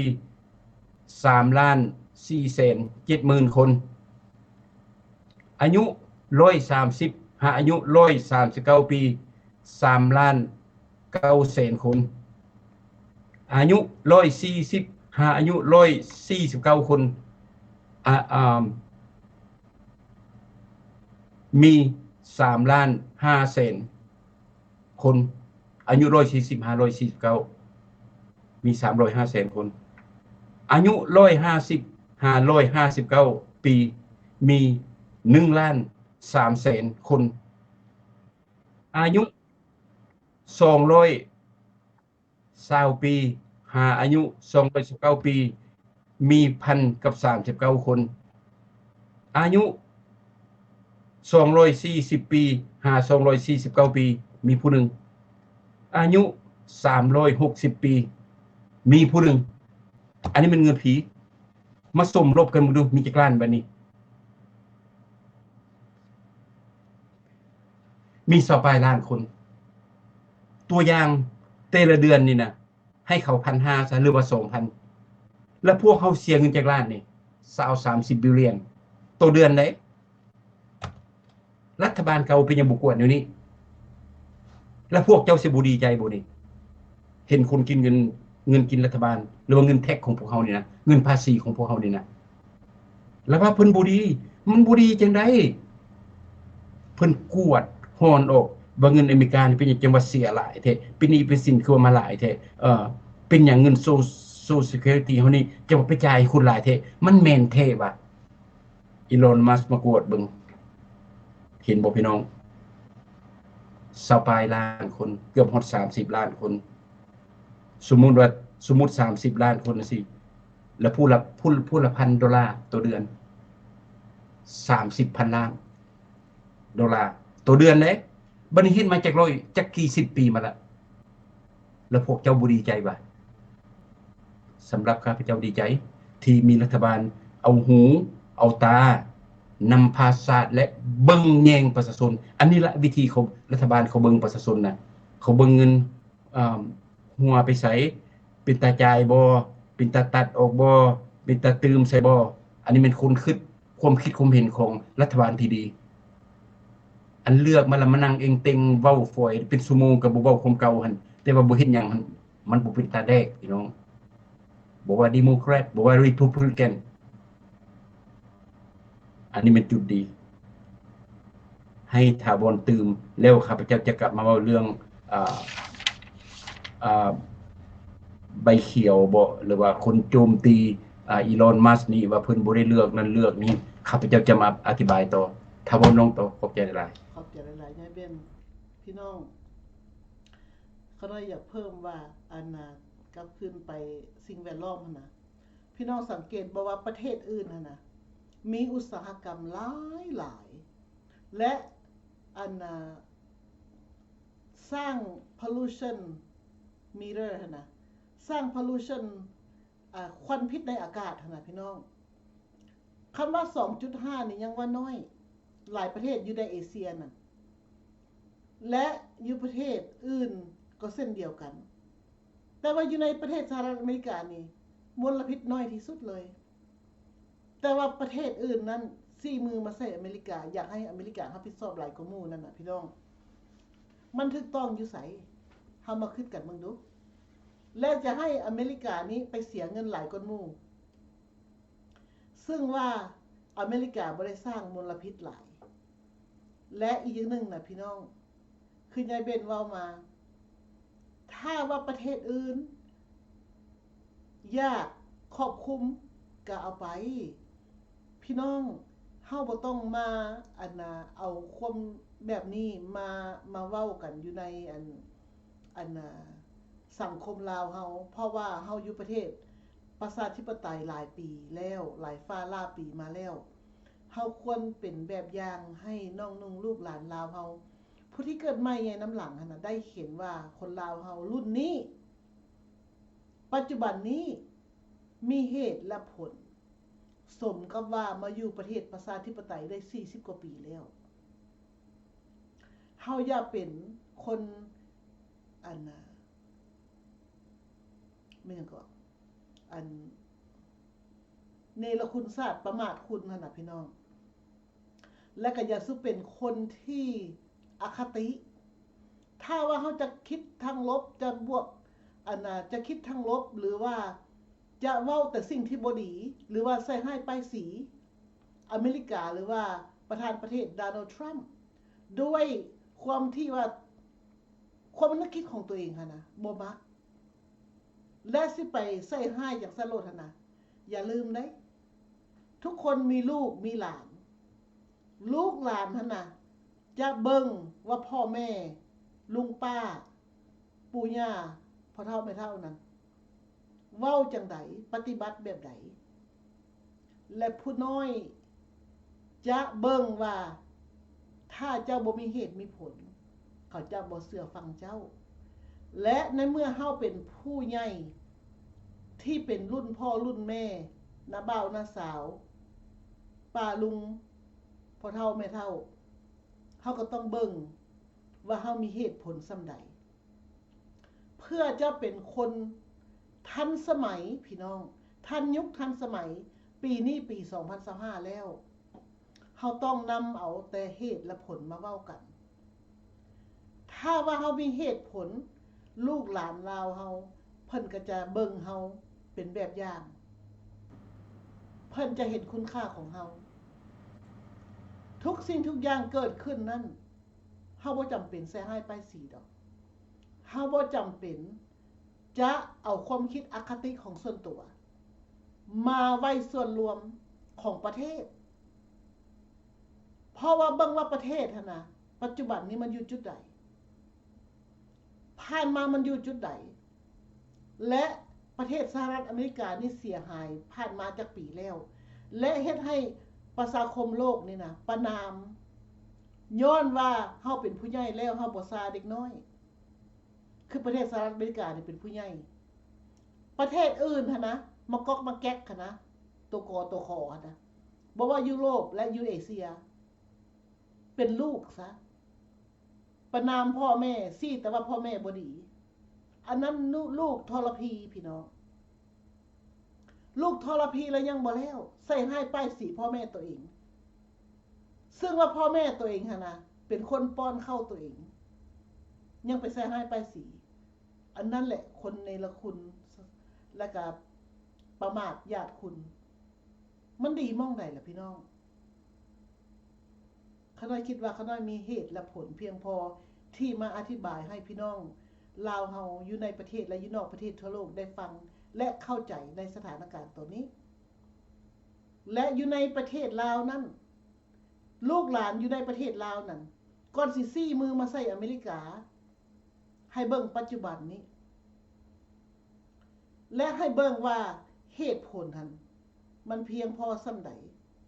ทั้งที่ว่าลูกหลานลาวอยู่ในประเทศลาวมีอคติต่อประธานประเทศโดนัลด์ทรัมป์หรือว่าประเทศสหรัฐอเมริกาโดยตรงให้นึกถึงเบิ่งว่าผู้นำประเทศลาวนั้นดีอย่างแด่เฮ็ดให้ประชาชนลาวทั้งชาตินั้นมีอยู่มีกินละบ่เฮ็ดให้คนลาวหั่นมีดีล้นบ่ได้เต้นโตนย่นหนีออกจากประเทศบ่ได้ขอทานประเทศอื่นบ่คนลาวทั้งประเทศนั้นมีพี่น้องอยู่ประเทศประชาธิปไตยพี่บ่ได้ขอเงินขอคำแล้วบ่หรือว่าคนลาวอยู่ในประเทศลาวนั้นส่งเงินมาให้คนลาวอยู่นอกประเทศใส่ใจเฮาต้องเบิ่งซะก่อนเอาเหตุและผลมาเว้ากันอย่าสุเดินตามพรรคตามรัฐแล้วเอาคำเว้าของพรรครัฐนั้นมาบีบให้คนลาวอยู่นอกประเทศนี้ไปลดระดับตัวเองก้มหัวเข้าไปหาลูกหลานอยู่ในประเทศลาวนั่นแล้วอธิบายมันเป็นไปบ่ได้เป็นอย่างจังว่าจังซั่นเพราะว่าลูกหลานลาวอยู่ในประเทศลาวนั่นหลายคนกระทึกล้างสมองจากผู้นำพรรครัฐย้อนหยังย้อนว่าลูกหลานลาวบ่มีความรู้การศึกษาประเทศลาวพรรครัฐเจาะจงอยากให้คนลาวนั้นโง่ทั้งประเทศนั่นเพื่อมาสิบริหารได้ง่ายบอกนอนสอนง่ายบอกกินเหล้าก็กินบอกกินเบียร์ก็กินบอกให้ไปก้มกราบเสาตัวนั้นก็ไปก้มกราบเสาตัวนั้นบอกว่าให้ผู้นั้นเป็นจังซั่นผู้นี้เป็นจังซี่กับพรรคประเทศบ่ต่างหยังกับเกาหลีเหนือเพราะว่าคนลาวมีอคติ อคติต่อคนดี แต่ว่าไปยกย่อปอปั้นคนชั่วสิ่งเหล่านี้มันบ่จำเป็นอยากให้น้องนุ่งลูกหลานผู้ที่เกิดใหม่ในน้ำหลังนะผู้เฒ่าผู้แก่อาวุโสก็ดีเรียนรู้และเข้าใจปรับปรุงตัวเองให้เป็นคนที่มีมาตรฐานให้เป็นคนที่มีความเข้าใจในหลักการของการบริหารประเทศชาติบ้านเมืองถ้าบ่เข้าใจมื้อนี้ฟังอีกมื้ออื่นฟังอีกรายการนี้ฟังอีกรายการนั้นไปฟังทั่วหมดโลดจึงมาพิจารณาเบิ่งอย่าซื้อฟ้าวแต่เขียนออกอย่าซื้อฟ้าวแต่พิมพ์บอกอย่าสู้ออกนอกเรื่องอย่าสู้เว้าเรื่องคันเว้าเรื่องรายการนี้อย่าสู้ไปเว้าเรื่องรายการผู้อื่นหรือว่าไปเว้าเรื่องอื่นๆมันบ่เข้าเรื่องอันนั้นเพิ่นเอิ้นว่าอวดความโง่ให้ชาวโลกเห็นมันเป็นไปบ่ได้เฮาต้องฟังเอาเนื้อเรื่องและเว้าตามเนื้อเรื่องนี้มันเป็นมาจังไดเฮาจึงมีสติของความเป็นคนและเบิ่งเหตุและผลและอยู่กับโลกปัจจุบันเดี๋ยวนี้เฮาเบิ่งรายการนี้เฮาเว้าเรื่องนี้ย้อนว่าเฮามีสติของความเป็นคนและเฮาอยู่ในรายการนี้เพิ่นเว้าเรื่องนี้ได้นี่เฮาก็อยากรู้อยากเข้าใจและเฮามีหยังดีๆเฮาก็ประกอบไปนำเพิ่นอันนี้มันสิซอยให้เฮาพัฒนาตัวเฮาเองและซอยพัฒนาชาติบ้านเมืองและเบิ่งประชาคมโลกนี่แบ่งแยกออกอันใดดีอันใดบ่ดีจึงพาให้เฮานี่อยู่นำปัจจุบันและมีเป็นคนมีเหตุและผลขอบใจยายเบนต่อเลยไอ้มีอีก2รายการเนาะที่พวกคนลาวเฮาอยู่ทั่วโลกมักติดตาม VOA กับ RFA เสียงอยู่ในวอชิงตันดีซีวิทยุเสียงเอเชียเสรีแล้วก็ VOA อันนี้เพิ่นก็คือแบบเพิ่นสิลดพรการใช้จ่ายเพราะว่ารัฐบาลใหม่นี้เพิ่นมารวบรวมเบิ่งแล้วให้มันบ่ได้ดีหยังตัวรัฐบาลหรือว่าตัวประชาชนอเมริกาข้าพเจ้าบ่ได้โจมตีที่ว่าพี่น้องลาวเฮ็ดการอยู่เพิ่นเด้ออันนี้มันสิ่งที่เพิ่นจะเฮ็ดอันนั้นเพิ่นก็คิดว่าแม่นบ่ซอยหยังว่าซั่นซะดังนั้นเพิ่นจะถอนออกหลายหรือว่าตัดออกอันนี้ก็อยากจังและอยากให้พี่น้องฮู้ผู้ฮู้ก็ฮู้นั่นล่ะแต่ก็เฮาก็ได้เว้าอีกเพราะว่าคนลาวเฮาก็ได้ติดต่อ VOA หรือว่า IFA อีกตัวหนึ่งก็เป็นตาเว้ามีคนประเทศอยู่ของพวกเฮานี่ละก็ใส่สิทธิ์ใส่เสียงก็บ่ได้ติบ่ได้ชมผู้ใดดอกเพราะว่าเพิ่นก็มีสิทธิ์มีหลายคนอยู่ทั่วอเมริกานี่ล่ะบ่หลายซะว่าบ่หลายซะเพราะเฮามี300ไปล้านคนแต่มันมีดำเก่าคน10คนหรือว่า20คนมาปากมาเว้าถือว่าบ่หลายซะเขาบอกว่าพวกเขาบ่ได้เลือกเอาอีลอนมัสก์ซั่นเพราะว่าอีลอนมัสก์นี่มากวดนั่นกวดนี่เฮ็ดนั่นเฮ็ดนี่แล้วไปถึกเตะตรงผลประโยชน์ของเพิ่นจึงพวกมาโจมตีนี่ก็เลยด่าโดนัลด์ทรัมป์ให้ว่าอีลอนมัสก์นี่อันเฮ็ดเวียกบ่แม่นโดนัลด์ทรัมป์นี่เฮ็ดเวียกให้อีลอนมัสก์อันนี้หลายคนมาปากบ่เว้าเพราะอีลอนมัสก์ซั่นเรามักซอยประเทศและเรามักซอยคนเราหังเรามีอันนี้แม่นแท้ข้าพเจ้าอยากคิดว่าให้คนถ้าหากว่าคนลาวมาเว้าหั่นคือดีสมมุติซื่อเด้อสมมุติประชาชนอเมริกาเลือกเอาข้าพเจ้าเป็นประธานาธิบดีข้าพเจ้าจะเลือกเอาผู้ที่ข้าพเจ้าเชื่อมกเชื่อใจและเลือกเอาผู้ที่จะเฮ็ดเวียกนำข้าพเจ้ามาเฮ็ดนำกันเวลาเฮ็ดแล้วผู้นั้นผู้นี้เฮ็ดเวียกเขาตัวอย่างอีลอนมัสก์นี่เฮ็ดเวียกของเรานั่นบ่ได้หมายถึงว่าโดนัลด์ทรัมป์นั้นเป็นลูกน้องของอีลอนมัสก์ให้คนลาวมีสติเพราะจำพวกนี้มันจำพวกเป่าข่าวเราเฮ็ดเวียกดีเพิ่นว่าเราเป็นหัวหน้าโดนัลด์ทรัมป์ ข้าพเจ้าคิดว่าโดนัลด์ทรัมป์นี่คือถูกแล้ว ที่เลือกเอาคุณเบบอีลอนมัสเข้ามาเฮ็ดเวียกนํเพราะสติปัญญาของเราว่องไวเราคุณค่าคุณขายเป็นมหาเศรษฐีเราฮู้ว่าเงินเข้าเงินออกนี่วิธีใดดังนั้นเราไปกวดบ่ได้ก็เห็นไปกวดบ่ได้ก็เห็นไปกวดบ่ได้ก็เห็นเพราะเราเข้าใจด้านการโกงชาติด้านการเงินเข้าเงินออกเงินเสียอยู่ไสเงินเหี่ยอยู่ไสเราบ่อยากให้คนลาวคนนี้ไปเล่นนํจำพวกกลุ่มคนบุรีนี้ว่าโดนัลด์ทรัมป์นี่เป็นลูกน้องอีลอนมัสก์และอเมริกาบ่ได้เลือกเอาอีลอนมัสก์ได้นะมันผิดเพราะว่าโดนัลด์ทรัมป์นี่เรามีสิทธิ์จะเอาเลือกเอาผู้ใดมาเฮ็ดเวียกนํเราและตนเองมีตั้งแต่ความอคติแล้วว่าโดนัลด์ทรัมป์ชนะก็ย้อนอีลอนมัสก์บางคนเว้าได้โดนัลด์ทรัมป์ชนะ election ก็ย้อนอีลอนมัสก์ท่านทุ่มเงินใส่เว้านี้ก็ได้สมมุติว่าอีลอนมัสก์น่ะทุ่มเงินใส่โดนัลด์ทรัมป์นะทุ่มใส่โลดถ้าอเมริกาบ่เลือกเอานะอเมริกาเลือกโดนัลด์ทรัมป์นะอีลอนมัสก์บ่ได้ทุ่มเงินใส่เขาก็เลือกคือเก่าเพราะเขามักเขาบ่ได้เห็นเงินมันบ่แม่นว่าโอ้โจไบเดนนี่มีเงินหลายคนหมู่คนอเมริกาจำเป็นได้เลือกเอามันบ่แม่นแนวนั้นถ้าเจ้าเว้าอยู่นั้นก็แสดงว่าเจ้ากับรัฐบาลลาวกันเดียวกันเผด็จการค่อยมีเงินค่อยมีอำนาจค่อยต้องได้เป็นนายเบิ่งเด้อผู้ใดเว้าเด้อผู้ใดว่า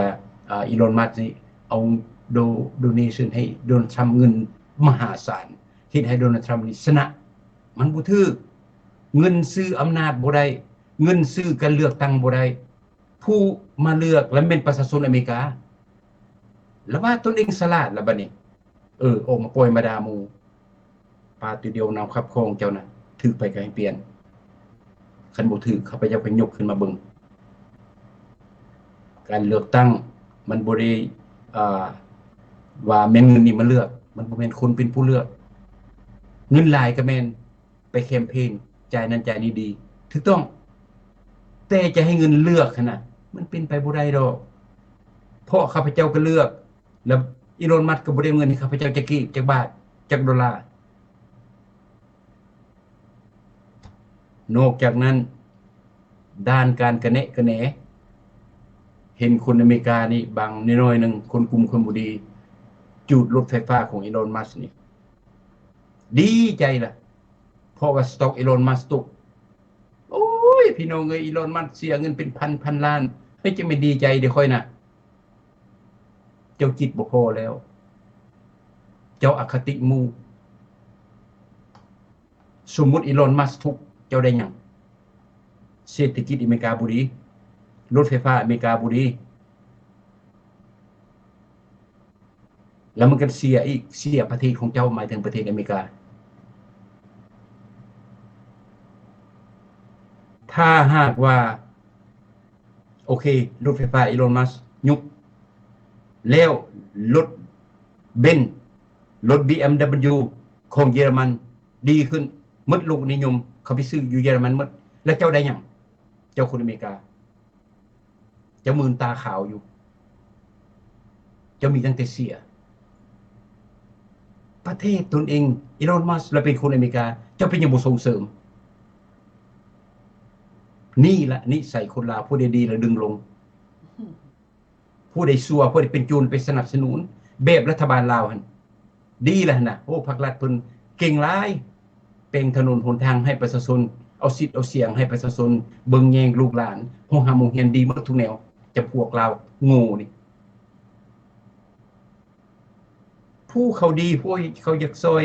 เศรษฐกิจให้อเมริกาดีจะไปโจมตีเขาอีลอนมัสก์เรามีเงินเราเป็นมหาเศรษฐีเราอยากสร้างเฮือนให้แต่ละคนโฮมเลสนะราคา 5,000 6,000 ดอลลาร์ให้เขามีเงินหมดทุกคนและเจ้าว่าเราคนบ่ดีเพราะเราบ่โกงชาติถือผู้ใดไปยืมแวนเด้อคนบ่ได้มาโตมาเถียงแต่คอยเอาความถูกต้องเจ้าว่าเจ้าบ่ถูกแต่ว่าคอยว่าเจ้าบ่ผิด เจ้าอยากส่งเสริมประเทศอื่นและเจ้าอยากให้อเมริกานี่ทุกข์ยากเพราะความคิดของเจ้ามักแต่เป็นเอกชนส่วนตัวแสดงว่าของกูคันกูเสียแล้วกูบ่มักคันกูเสียแล้วเพื่อชาติเจ้าบ่มีจักเปอร์เซ็นต์คือไผคือเอานอกจากนั้นยังมีคนลาวไปฟอลโลว์เป็นแสนข้าพเจ้าบ่ได้ออกมาปากมาเว้าให้คนลาวฮักให้คนลาวสั่งมันบ่แม่นข้าพเจ้าบ่แม่นกลุ่มใดข้าพเจ้าเป็นคนอเมริกาสัญชาติอเมริกาจะปกป้องอเมริกาแผ่นดินอเมริกาคนอเมริกาเพราะอันนี้เป็นประเทศของข้าพเจ้าฝรั่งเป็นเจ้าโลกกระเซินว่าแต่บ่มาเตะมาต้องคนอเมริกาว่าแต่บ่มาเตะมาต้องแผ่นดินของข้าพเจ้าแต่พวกเจ้าคนลาวหลายคนบ่ได้คิดแบบข้าพเจ้านี้พวกเจ้าตกประเทศได้ทุกประเทศนั้นความรักชาติพวกเจ้าบ่มีพวกเจ้าเห็นแก่ตัวออกมาเป็นประธานาธิบดีบ่ฮอด3เดือนด่าไปหมดทุกแนวแม่นผู้ใดสิเฮ็ดได้ประธานาธิบดีเป็นผู้นำเฮ็ดมา2-3 ทิศได้ให้อเมริกาได้เงินผู้ละล้านเฮาต้องคิดสินใจเพิ่นใจโตเฮาต้องคิดเห็นเพื่อนบ้านเฮาต้องคิดเห็นหลายอันหลายแนวที่เพิ่นเฮ็ดได้หลายอันหลายแนวเพิ่นก็เฮ็ดบ่ได้หรือว่ามีข้อบกพร่องอันนั้นเป็นมนุษย์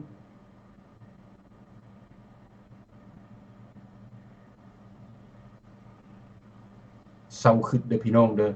อันว่าโดนทรัมป์ชนะเพราะว่าอีลอนมัสก์เอาเงินทุ่มเทใส่จังได๋หั่นน่ะงูที่สุดเงินบ่ได้เลือกได้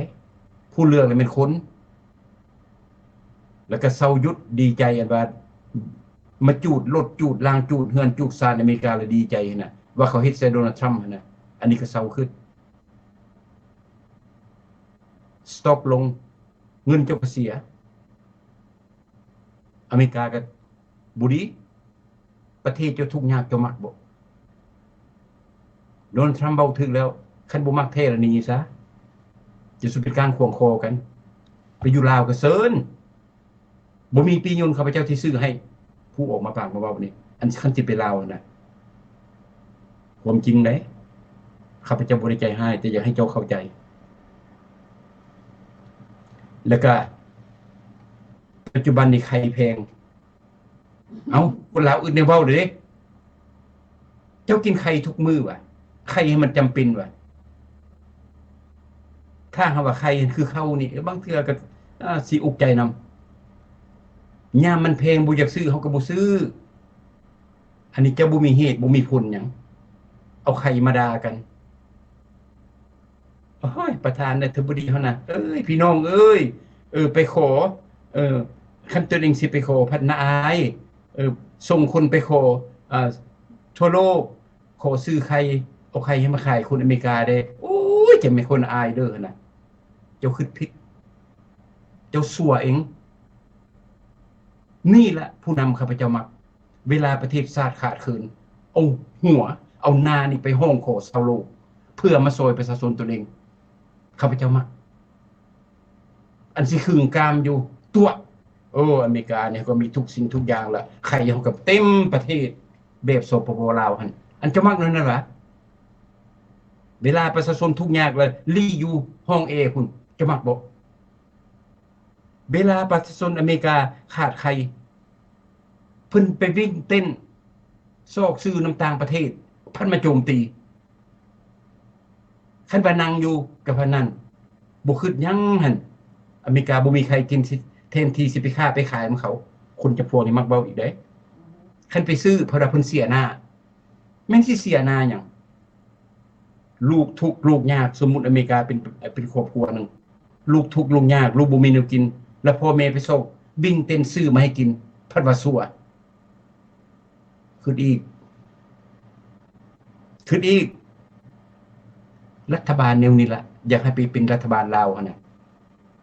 โอ้เดี๋ยวนี้ประชาชนลาวนี่ทุกข์ยากหลายเด้อโรงเรียนเพิ่นก็บ่มี แล้วแล่นไปหาญี่ปุ่นแล่นมาหาอเมริกาแล่นไปหาฝรั่งเศสโนบไปทุกประเทศหั่นไปซอยขน้อยเด้เดี๋ยวนี้หนทางก็บ่มีแล้วไปแปลงซอยขน้อยเด้ในครูบ่ได้เงินเดือนเอาเงินเดือนไปให้เขาซอยขน้อยเด้เศรษฐกิจขน้อยทุกข์ขน้อยยากบ่มีข้าวกินแล้วเจ้าสิโจมตีรัฐบาลว่ารัฐบาลนั้นรัฐบาลดีหนทางบ่แปลงโรงเรียนบ่มีประชาชนทุกข์ยากราการบ่มีแล้วรัฐบาลนั่งเอ็งๆอยู่อันนั้นจะไปโจมตีรัฐบาลบ่ดีอันนั้นน่ะประเทศเฮาทุกข์ยากขาดเคินหยังรัฐบาลไปโศกวิ่งตีนทั่วโลกเพื่อมาให้ประชาชนและพวกเจ้าบาบุรีว่าน่าอายตายยากหน้าเจ้าใหญ่เทวะซ้ำฝาเฮือนนี่วะคิดเด้อว่าสลาดเป็นงูซ้ำผู้นำประชาธิปไตยรัฐบาลรับใช้ประชาชนแม่นบ่ปัจจุบันรัฐบาลรับใช้ประชาชนพระดาซ้ำว่าน่าอายสงสัยใกล้ เด้อพี่น้องข้าพเจ้าบ่ได้ออกมาตรงมาเถียงแต่เวลาเห็นคนเราบ่ผิดเดินทางผิดข้าพเจ้าจะมาแก้ไขให้พวกเจ้าเข้าใจบ่ได้สั่งผู้ใดฮักจึงมาปากมาเว้าคันบ่ฮักเขาก็นั่งหัวขวนเจ้าพวกเจ้างูเจ้าจ้ามีรัฐบาลรับใช้ตนเองเลยมาด่าพร้อมตัวนี้ก็อยากให้พี่น้องเซาแน่นอนรัฐบาลโดนัลด์ทรัมป์บ่ได้ดีมันทุกแนวกระทึกข้าพเจ้าก็เห็นแต่ว่าเพิ่นคิดเป็นห่วงพวกเขานี่น่ะแล้วมันผิดบนใดนับตั้งแต่การทอนเงินทอนคำการโศกจับคนโซลาดบังหลวงแล้วมันผิดหยังรัฐบาลของโจไบเดนข้าพเจ้าก็บ่ได้สั่งแต่เป็นหยังปล่อยให้11-12 ล้านเอียวลิโก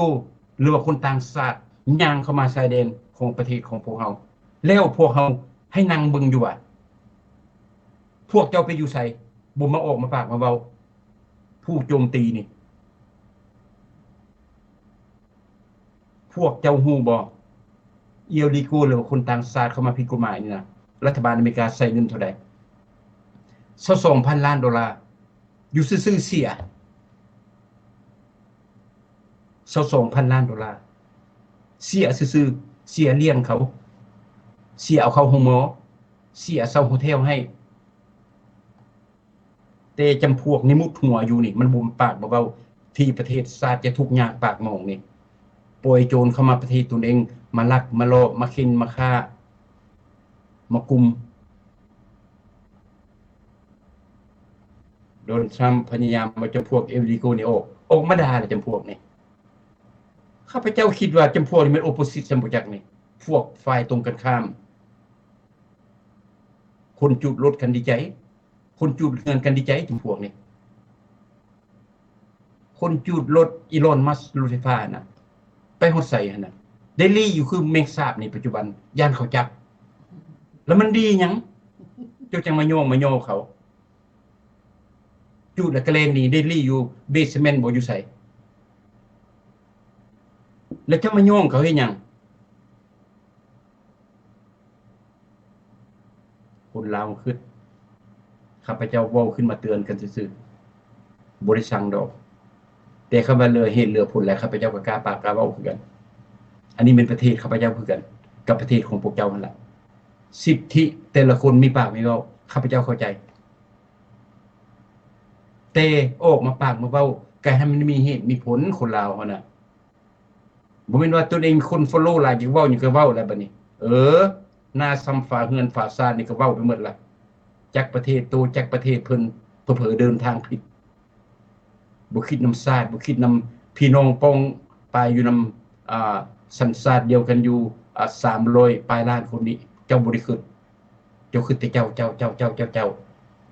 ถ้าหากว่าพี่น้องตกลาตกการข้าพเจ้าก็เสียใจนำแต่มันถือกับนโยบายของผู้นำพวกเขาคนใหม่เพิ่นอยากทอนเงินเพิ่นอยากตัดรายจ่ายออกเพื่อทอนเงินทอนคำมันก็ดีซั่นตัวเห็นหน้าอเมริกาก่อนมันก็ดี อันนี้มื่นตาขึ้นมาพูนไปเห็นหน้าโจรอยู่ต่างประเทศพุ่นดีก่อนนี่บ่ไหวเด้พี่น้องเด้เนี่ยแนะนำพวกเขาเป็นคนรักชาติเรื่องบัตรเขียวบัตรอย่างนี้ทบวนหรือว่าน้องอย่าว่าตื่มอายบอกก็ซื้อเลยเนาะขอบใจ เข้าใจหลายๆเนี่ยเป็นพี่น้องเขาน้อยอยากตื่มเรื่องอันน่ะว่าคนลาวเฮามีอคติเกี่ยวกับการเลือกตั้งบ่หรือว่าเกี่ยวกับอันน่ะว่าอันอีลอนมัสก์มาซอยประธานประเทศโดนัลด์ทรัมป์นี่นะพี่น้องสิ่งที่ยายเบ้นเว้าหั่นน่ะเขาน้อยก็เห็นดีได้ที่ว่าเพิ่นต้องเลือกเอาคนที่เพิ่นคิดว่าสิเป็นผลประโยชน์ให้แก่ชาติบ้านเมืองเขาน้อยว่ามันเป็นผลดีและอีกอันหนึงหั่นน่ะพี่น้องสังเกตเห็นบ่ประเทศอื่นควรเอาเป็นแบบอย่างเขาน้อยว่าคนที่หั่งมีเป็นดีคนที่มีคุณภาพอีลอนมัสก์เราก็เป็นคนที่หั่งมีนัมเบอร์1ของโลกและประธานประเทศโดนัลด์ทรัมป์เพิ่นก็หั่งมีเป็นดีทั้งที่ว่าเพิ่นบ่จำเป็นสิมาเป็นประธานประเทศแต่ว่าเพิ่นอยากซอยชาติเพิ่นอยากซอยชาติอเมริกานี้ให้เป็นประเทศที่มีคุณภาพที่ดีที่สุดเพิ่นมีความเพียงพอที่จะซอยชาติได้และเพิ่นก็เลือกเอาคนที่มีสภาพศักยภาพของส่วนตัวนั้นดีที่สุดมาซอยชาติบ้านเมืองซอยกันและเพิ่นก็มีทีมงานที่มีความเข้มแข็งมีความยุติธรรมเป็นหลักขน้อยเห็นว่าทีมงานของประเทศสหรัฐอเมริกาปัจจุบันนี้นะผ่านมาตั้งแต่ขน้อยมาอยู่อเมริกานี้ขน้อยก็ติดตามมาตลอดก็มีครั้งเดียวนี่แหละที่ขน้อยเห็นว่าประธานประเทศที่เข้มแข็งและมีคุณภาพและมีเหตุผลที่จะซอยประชาชนทั้งชาติอเมริกานี้ชาวอเมริกันนี่นะพร้อมทั้งประเทศชาติบ้านเมืองสภาพของประเทศอเมริกาให้มีคุณภาพหลายขึ้นกว่าเดิมขน้อยเห็นดีที่สุดเลยและขน้อยอยากให้ทุกคนหันเบิ่งเหตุและผลให้โอกาสเพิ่นทั้งที่ว่าเพิ่นขึ้นมายังบ่ทันฮอด2 เดือนเป็นประธานประเทศเพิ่นได้เปลี่ยนแปลงหลายๆอย่างเฮาเห็นผลดีอันใดที่ว่ายังมีอคติอยู่นั้นก็เบิ่งเหตุและผลซะก่อนอย่าสุฟ้าวตีโพยตีไพอวดเก่งอวดฉลาดกว่าเพิ่นอีกคันว่าตัวเองดีกว่าผัดคือยังอยู่ปัจจุบันนี้เป็นจังซั่นคือยังเป็นลูกน้องเขาอยู่เฮาต้องคิดเบิ่งว่าปัจจุบันนี้เฮาทำตัวถูกต้องแล้วบ่เฮากวดกาเบิ่งเฮาเองได้พี่น้องอย่าสู้ให้คนทั้งโลกนี้เบิ่งเฮาว่าเป็นตัวตลกอันนี้เขาได้เว้าเพื่อความอยากให้คนลาวเฮาหั่นน่ะมีสติของความเป็นคนอยากให้คนลาวเฮาใช้เหตุและผลหั่นน่ะพี่น้องย้อนว่าเขาน้อยฮักคนลาวเขาน้อยอยากให้คนลาวเฮาหั่นน่ะมีคุณภาพที่ดีกว่าเดิมเขาน้อยจึงออกมาเว้าได้และเขาน้อยอยากให้พี่น้องเข้าใจว่าอีลอนมัสก์น่ะเราก็บ่ได้เงินเดือนได้เราจกถงเราซอยซาดและพี่น้องอย่าสุมีอคติจนสร้างความปั่นป่วนให้พี่น้องลาวอยู่ในประเทศนะซึ่งเขาเจ้าก็บ่ได้รับข่าวสารอยู่แล้วให้เขาเจ้าเคยฟังแม่นบ่พี่น้องลาวอยู่ในประเทศได้แต่ฟังเพราะว่าเฮียนตั้งแต่1975พุ่นมา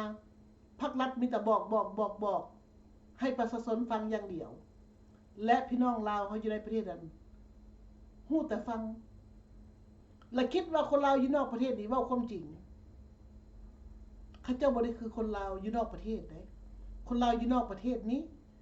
ซึ่งว่าเฮาได้มาอยู่หลายฟ้าหลายปีแล้วเฮาฮู้จักประเพณีฮีตคองอยู่พี่เป็นจังไดและเฮาฮู้จักแบ่งแยกออกว่าอันใดดีอันใดบ่ดีและอันใดควรอันใดบ่ควรและเฮาจึงว่าแล้วบัดนี้พี่น้องลาวอยู่ในประเทศน่ะโดยเฉพาะแม่น้องนุ่งลูกหลานผู้เกิดใหม่ใหญ่นำหลังนี้เขาจะเข้าใจผิด และเสื้อทางผิดๆพี่น้องเฮาต้องระมัดระวังคำปากคำเว้าเฮาตัวนี้แหละเพราะว่าข้าน้อยอยากให้คนลาวเฮาอยู่นอกประเทศพี่เว้าหยังมันไม่ให้มีเหตุผลและมีความจริงมีหลักฐานซึ่งว่าป้อนข้าวให้ลูกหลานลาวอยู่ในประเทศนั้นได้รับรู้อันแท้จริงเพื่อลูกหลานลาวหันจะไว้ใจและมีความเชื่อถือความเชื่อมั่นในฟังข่าวของคนลาวอยู่นอกประเทศพี่สิ่งเหล่านี้ข้าน้อยคิดว่ามันจำเป็นเขาจะต้องไปบอกกันเว้ากันให้เข้าใจกันเลยพี่น้องเข้าใจเสื้อเลยยายเบน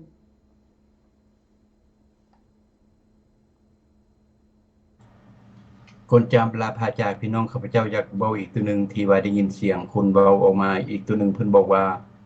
รถไฟฟ้าที่อีลอนมัสก์เฮ็ดเข้ามานี่นะเฮ็ดขึ้นมานี่นะและแม่นจุเดโมแครตซื้อเพราะว่าเดโมแครตนี่เขาเป็นห่วงนำสิ่งแวดล้อมอันนี้เจ้าก็ลมปากลมสุบเจ้าก็เว้าไปถ้าหากว่าเดโมแครตมักหลายเก่งหลายดีหลายสนับสนุนเรื่องสิ่งแวดล้อมถ้ามันซอยชาวโลกแท้นะกลับคืนไปเบิ่งอยู่ประเทศลาวเด้อสิ่งแวดล้อมมันนับมือนับลุดนับมือนับหลายขึ้นควรเคมีคอลทั่วประเทศย้อนประเทศจีนมีโรงงานหลายควรลงไปถึงไทยควรไปถึงเมืองเวียงจันทน์ดิโมแครตมันซอยอย่างเรื่องสิ่งแวดล้อมซอยตั้งแต่เอาเงินอเมริกาเนี่ยออกไปจ่ายหมดเท่านั้นถ้าหากว่าเอาเงินอเมริกาไปจ่อยแล้วโอ้จีนเขาก็ตัดออกโรงงานเขาก็บ่เฮ็ดเด้ประเทศลาวก็บ่มีแล้วนี่หันใจก็ลงละนะประเทศไทยบางกอกบางเทื่อก็ได้มั่วอยู่นะแถวเอเชียนะออกจากประเทศจีนนี่ควรนำมือนับหลายและเจ้าจึงได้ว่าเดโมแครตนี่ดีหลายที่ไปเฮ็ดให้สิ่งแวดล้อมนี่ดีขึ้นเคมีคอลไปวานใช้ประชาชนอยู่ประเทศลาวนับสเตแม่น้ำลำธารเต็มไปหมดแล้วปลาตายหมดแล้วและเจ้าต้องเฮ็ดโฮมเวิร์คซะก่อนข้าพเจ้าซัพพอร์ตสิ่งแวดล้อมบ่ดีๆเด้มีควรขึ้นหลายนะข้าพเจ้าอยากไปซอยอยากให้รัฐบาลนู้นก็ไปซอยเข้ากันหมดโลกนี้เข้ากันโอ้กันร่วมกันและให้แต่ละประเทศบ่ว่ารัสเซียบ่ว่าจีนบ่ว่าลาวบ่ว่าอเมริกาบ่ว่าแคนาดาบ่ว่าผู้ใดก็อย่าเฮาต้องตัดตัวนั้นออกตัดตัวนี้ออกแล้วพากันเฮ็ดอันนี้เซ็นสัญญากันอเมริกาจ่ายเงินเข้าไปอเมริกาก็จ่ายเงินออกไปไอ้จีนก็แฮงตั้งโรงงานหลายแล้วบัดนี้รัฐบาลเขาเพิ่นฉลาดเพิ่นเห็นแล้วจ่ายไปก็บ่ได้หยัง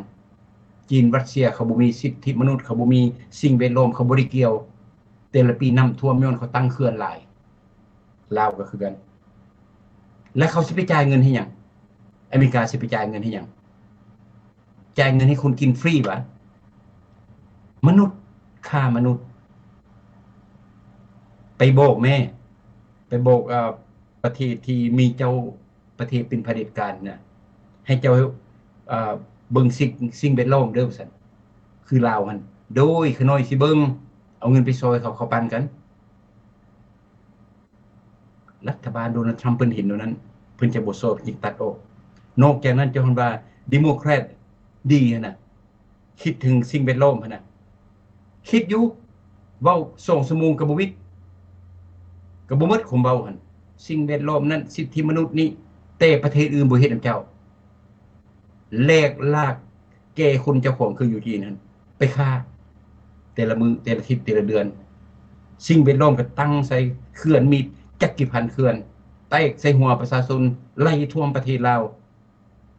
แล้วจ้องยังสิมันโยงอยู่ว่าข้าพเจ้าบ่ได้สั่งเดโมแครตแต่เจ้าปั้นเรื่องขึ้นรถไฟฟ้าอันรีพับลิกันเขาก็ซื้อประเทศเขามีเงินอยู่ซุเว้าโยงว่าเดโมแครตนี่ซื้อหั่นน่ะและเฮ็ดสิ่งแวดล้อมนี่ดีขึ้นหั่นน่ะมันบ่ถูกเพราะผู้ใดมักเขาก็ซื้อผู้ใดบ่ลิ้นกันเมื่อบ่ฮู้จักคือคนลาวนี่หลายคนนี่เว้าความจริงโลด เจ้าอยู่พรรคใดเขาบ่มีพรรคเขาบ่เคยโหวตดิโมแครตก็บ่ฮู้ริพับลิกันก็บ่ฮู้เพราะบ่สนเขาก็มีรถไฟฟ้านี่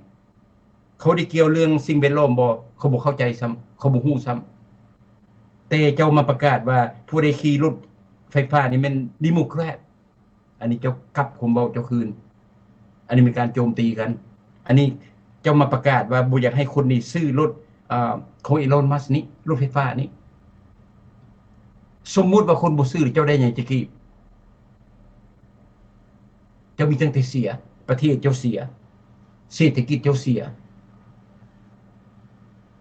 เจ้าตรงนี้คือถึงประชาชนหมดทุกคนอย่าสู้คือส่วนตัวหลายอีลอนมัสก์เพิ่นฉลาดเพิ่นเก่งเพิ่นนั่นเฮ็ดขึ้นเดือนขึ้นดาวได้มีรถไฟฟ้าขี่เพิ่นก็เป็นคนอเมริกาต้องสนับสนุนกันเรากินบ้านกินเมืองอยู่ไสก็จะไปโจมตีก่อนอื่นหมดข้าพเจ้าบ่ฮู้จักอีลอนมัสก์เด้อพี่น้องเด้อบ่ได้ฮู้ได้แต่เฮาฮู้ผู้ดีผู้ชั่วผู้ปากเป็นผู้ปากบ่เป็นฮู้มันบ่แม่นว่าข้าพเจ้าเจ้าจะมาปกป้องอีลอนมัสก์โดนัลด์ทรัมป์เนาะเจ้าเนาะมันบ่แม่นผู้ดีๆดิโมแครตดีข้าพเจ้าพี่น้องโดนัลด์ทรัมป์เราบ่มีใบหน้าแบบpresident ของพวกเฮาเก่าหั่นน่ะท่านโอบามาข้าพเจ้าบ่ได้สร้างเพิ่นก็ดีไปซุ่มอยู่ประเทศจีนประเทศอื่นเข้าไปประเทศจีนเขาปูพรมแดงให้ย่างเข้าไปผู้นำอเมริกาเขาบ่ปูให้ก็ยังลงก็ยังไปซุ่มนํเขาลงทางหน้าเขาก็บ่ให้ลงเขาให้ลงทางหลังเขาเฮ็ดเสียเจ้าคันแม่นโดนัลด์ทรัมป์ประธานของข้าพเจ้าขี่ยนต์กลับคืน Air Force One go back home อันนี้มักข้าพเจ้ามักคุณแข่งข้าพเจ้ามักคุณจิงกาข้าพเจ้ามักคุณปกป้องชาติและปกป้องประชาชนอีกทีหนึ่งโอบามาข้าพเจ้ากับเพิ่นดีอันสิพยายามไปซุ่มประเทศในประเทศนี้ปูพรมเขาก็บ่ปูให้โทเตบริโทขี้ตมไปแสดงว่าเขาบ่นับถือเจ้าเขาสั่งเจ้าเขาบ่อยากเห็นหน้าเจ้านี่โลดกลับขึ้นมาอเมริกาเพราะเขาเฮ็ดในเฮ็ดนี่ค่อยเป็นต่างหน้าอเมริกาคนอเมริกาเป็นคนมีเปรียบมีเกียรติค่อยเป็นผู้นำเขาและค่อยเป็นเจ้าเฮ็ดค่อยแล้วค่อยเดินตามถ้าเจ้าเขาบ่เดินเพราะค่อยเป็นคนต่างหน้าอเมริกาเว้าเดี๋ยวนี้ก็กลับคืนมาประเทศประชุมเขาก็ซุ่มบ่ได้เพราะอเมริกาบ่ได้อยู่หั่นอันนี้เอามาเปรียบเทียบกันโดนัลด์ทรัมป์ไปยามเวียดนามตอนไปเฮ็ดบางเลวนี่เทอมเลวนี่ยามปึ๊บไปเกาหลีพร้อมเกาหลีเหนือหั่นเป็นหยังความสามารถเฮาอยากเห็นเสือเฮาไปหาทำเสือคนลาวบอกข้าพเจ้าตลอดโทรไปโลดอยู่เวียดนามก็โทรไปโลดคนไปลินนำเจ้าได้บ่มาแม่สิก็ไปจนเป็นประธานาธิบดีผู้ทำอิฐที่ไปเหยียบดินของเกาหลีเหนือหลังจากเขาแตกกันไปประเทศเวียดนามทุ่งอเมริกาฟูเต็มประเทศในเวียดนามเด็กน้อยยืนต้อนรับมักบอกผู้นำนั้นมักครับเจ้าอันผู้นำโลภห่างไปเยอะให้ก็ไม่เอ็นความเจ้าหั่นล่ะอย่าเอาจักรล้านอีกก็สิส่งไปให้น่ะบริษัทAmerican first Canadian first Lao first Thailand first ถูกต้องอย่าเป็นขี้ข้ามาใส่ชาติใดชาติอื่นก็อย่าชาติใดก็อย่าชาติอื่นโดยเฉพาะเป็นประเทศลาวก็เฮ็ดแบบอเมริกานี่สิดีคนลาวต้องมาก่อนอันไอ้โนจีนไอ้โนเวียดปะไว้ข้างหลังคุณเพราะคนลาวยังทุกข์อยู่เวียกการนั้นปะให้คนลาวเฮ็ดต้นไม้ก็บ่ขายให้ไผขายแล้วเงินเข้าข้างหลวงแบบโดนัลด์ทรัมป์นี่บ่เงินคือกัน ขายเราเงินเขาข้างหลวงซอยคนทุกข์ซอยคนยากสร้างเวียกสร้างการให้ลูกหลานเพราะคนลาวต้องมาก่อนแล้วมันซั่วอยู่บนใดถามคนลาวในลองดูถ้ารัฐบาลพวกเจ้าเฮ็ดแบบข้าพเจ้าเว้านี่นะแล้วมันซั่วอยู่บนใดคนลาวต้องมาก่อนคนลาวต้องเป็นเจ้าของประเทศคนลาวบ่แม่นขี้ข้าไผจริงเวียดบ่เอาเวียกให้เขาให้คนลาวนี่เหลือเวียกเหลือกันเรื่องจังอื่นเขามาเฮ็ดแบบประเทศไทยมันสิบ่ดีบ่อันนี้ไอ้เวียดนามก่อนพี่น้องจีนก่อนแล้วคนลาวทุกข์แล้วบัดนี้บ่ดีๆได้ข้าพเจ้าบ่ได้โจมตีแต่อยากให้รัฐบาลลาวก็เบิ่งประเทศอเมริการัฐบาลเขาเอาอเมริกามาก่อนแล้วพวกเจ้าเด้อันนี้ก็เว้าย้อนไปถึงประเทศที่พวกเฮาเกิดมาน้อยๆนึงดังนั้นถาวรเรื่องความดีความบ่ดีและความแตกต่างระหว่างความคิดความเห็นของประชาชนอยู่ในอเมริกาอ้ายก็มีบ่ซำนี้สิ่งที่ว่าอ้ายเข้าใจและอ้ายนับถือความคิดความเห็นการปากการเว้าของแต่ละคนอยู่ภายในอเมริกาเพราะพวกเขามีสิทธิ์ปากสิทธิ์เว้าแต่ถ้าแม่นคนลาวหั่นอย่าให้คิดซะก่อนถ้าพวกเฮาเว้าผิดไปน่ะแทนที่จะว่าตัวเองเป็นคนฉลาดตัวนี้ก็เลยกลายเป็นคนโง่ผู้ใดโง่กับคนลาวเฮาใช่เลือดเดียวกันข้าพเจ้าบ่ได้มาปากมาเว้าเพราะอยากให้คนลาวเป็นคนดีน้องอยากตื่มบ่หรือว่าให้สรุปขอบใจหลายๆน้อง สรุปเลยเข้าใจเลย พี่น้องรายการค่ำคืนมื้อนี้พวกเฮาออกมารายการมาได้3-4 ปี5 ปีแล้วพวกเฮาบ่เคยเว้าเรื่องอเมริกาทั้งที่ว่าอเมริกาเป็นประเทศของพวกเฮาส่วนหลายมันจะไปเว้าเรื่องความทุกข์ความยากของประเทศลาวหรือว่าประชาชนลาวเพราะอันนั้นแม่นบนฝั่งสายแฮบนเพสายบือของพวกเฮาพวกคนลาวในเด้ลาวนอกพวกเขาเป็นสายเลือดเดียวกันดังนั้นพวกเขาเลยเว้าแต่ประเทศลาวมื้อนี้พวกเขามาเว้าเรื่องผู้นำความแตกต่างความคิดความเห็นของประชาชนอยู่ในสหรัฐอเมริกาหมายถึงว่าผู้นำของพวกเขามีผู้มักมีผู้บ่มักหมดทุกคนเฮาก็มีสิทธิ์มีเสียงเว้าได้หมดข้าพเจ้าพร้อมน้องถาวรออกมาปากมาเว้ามาอธิบายปัจจุบันบ่ได้หมายถึงว่าพวกเฮาเกลียดชังผู้ที่มาปากมาเว้าบ่แม่นแต่พวกเฮาต้องมาอธิบายนำกันเพราะคนลาว 80% โดยเฉพาะผู้สูงอายุไปฟังตั้งแต่ข่าวไทยไปฟังตั้งแต่ข่าวบ่ถูกต้องข่าวมั่วข่าวประเทศอื่นพุ่นแล้วเขามาแชร์กันเพิ่นบ่ฮู้เพิ่นก็เลยไปฟังตัวอย่าง YouTube เพิ่นก็เลยเข้าใจผิดเฮ็ดไปเฮ็ดมาก็สั่งประเทศตัวเองแบบบ่มีเหตุบ่มีผลดังนั้นข้าพเจ้าก็ใส่ความฮู้ความสามารถของข้าพเจ้าที่ข้าพเจ้าซอยอยากให้คนลาวเข้าใจมาฟังและมาคิดนำกันเพราะให้พวกเขาคิดว่าพวกเขาหมดทุกคนลาวเป็นซิติเซนอยู่อเมริกานี่อเมริกาแม่นประเทศของพวกเขาบ่แม่นลาวเด้อพี่น้องเด้อลาวเป็นประเทศที่ผ่านมาละเฮาเคยเกิดเคยหยังอยู่หั่นแต่ปัจจุบันพวกเขาเป็นคนอเมริกันเป็นคนอเมริกาเป็นลาวชนอเมริกันเชื้อสายลาวสัญชาติอเมริกาอย่าลืมเด้พี่น้องเด้สำคัญเด้จักหน่อยไปประเทศอื่นไปตัวอย่างไปลินเอเชียแล้วไปโจทย์อยู่ญี่ปุ่นจะเป็นคนหยังเขาเป็นคนลาวสันผิดเด้เขาหัวขวนเขาว่าจะเป็นสัญชาติอเมริกาประเทศจะเป็นอเมริกาอยู่ในชื่อบัญชีของรัฐบาลลาวอยู่ในประเทศลาวน่ะเขาบ่ได้เขาชื่อเจ้านั้นบ่ได้มีอยู่ในบัญชีเขาแต่เจ้าฝันว่าจะเป็นคนลาวสัญชาติลาวมันบ่แม่นทูตอยู่วอชิงตันดีซีและทูตสหประชาชาติอยู่นิวยอร์กที่รัฐบาลลาวส่งมาอันนั้นก็บ่เป็นทูตของพวกเขา2คนนี้แม่นทูตสปป.ลาวคอมมิวนิสต์มาจากประเทศลาวพุ่นพวกเจ้าหมู่หมายถึงพวกเฮาแม่นสัญชาติอเมริกาทูตของพวกเฮาระหว่างลาวและ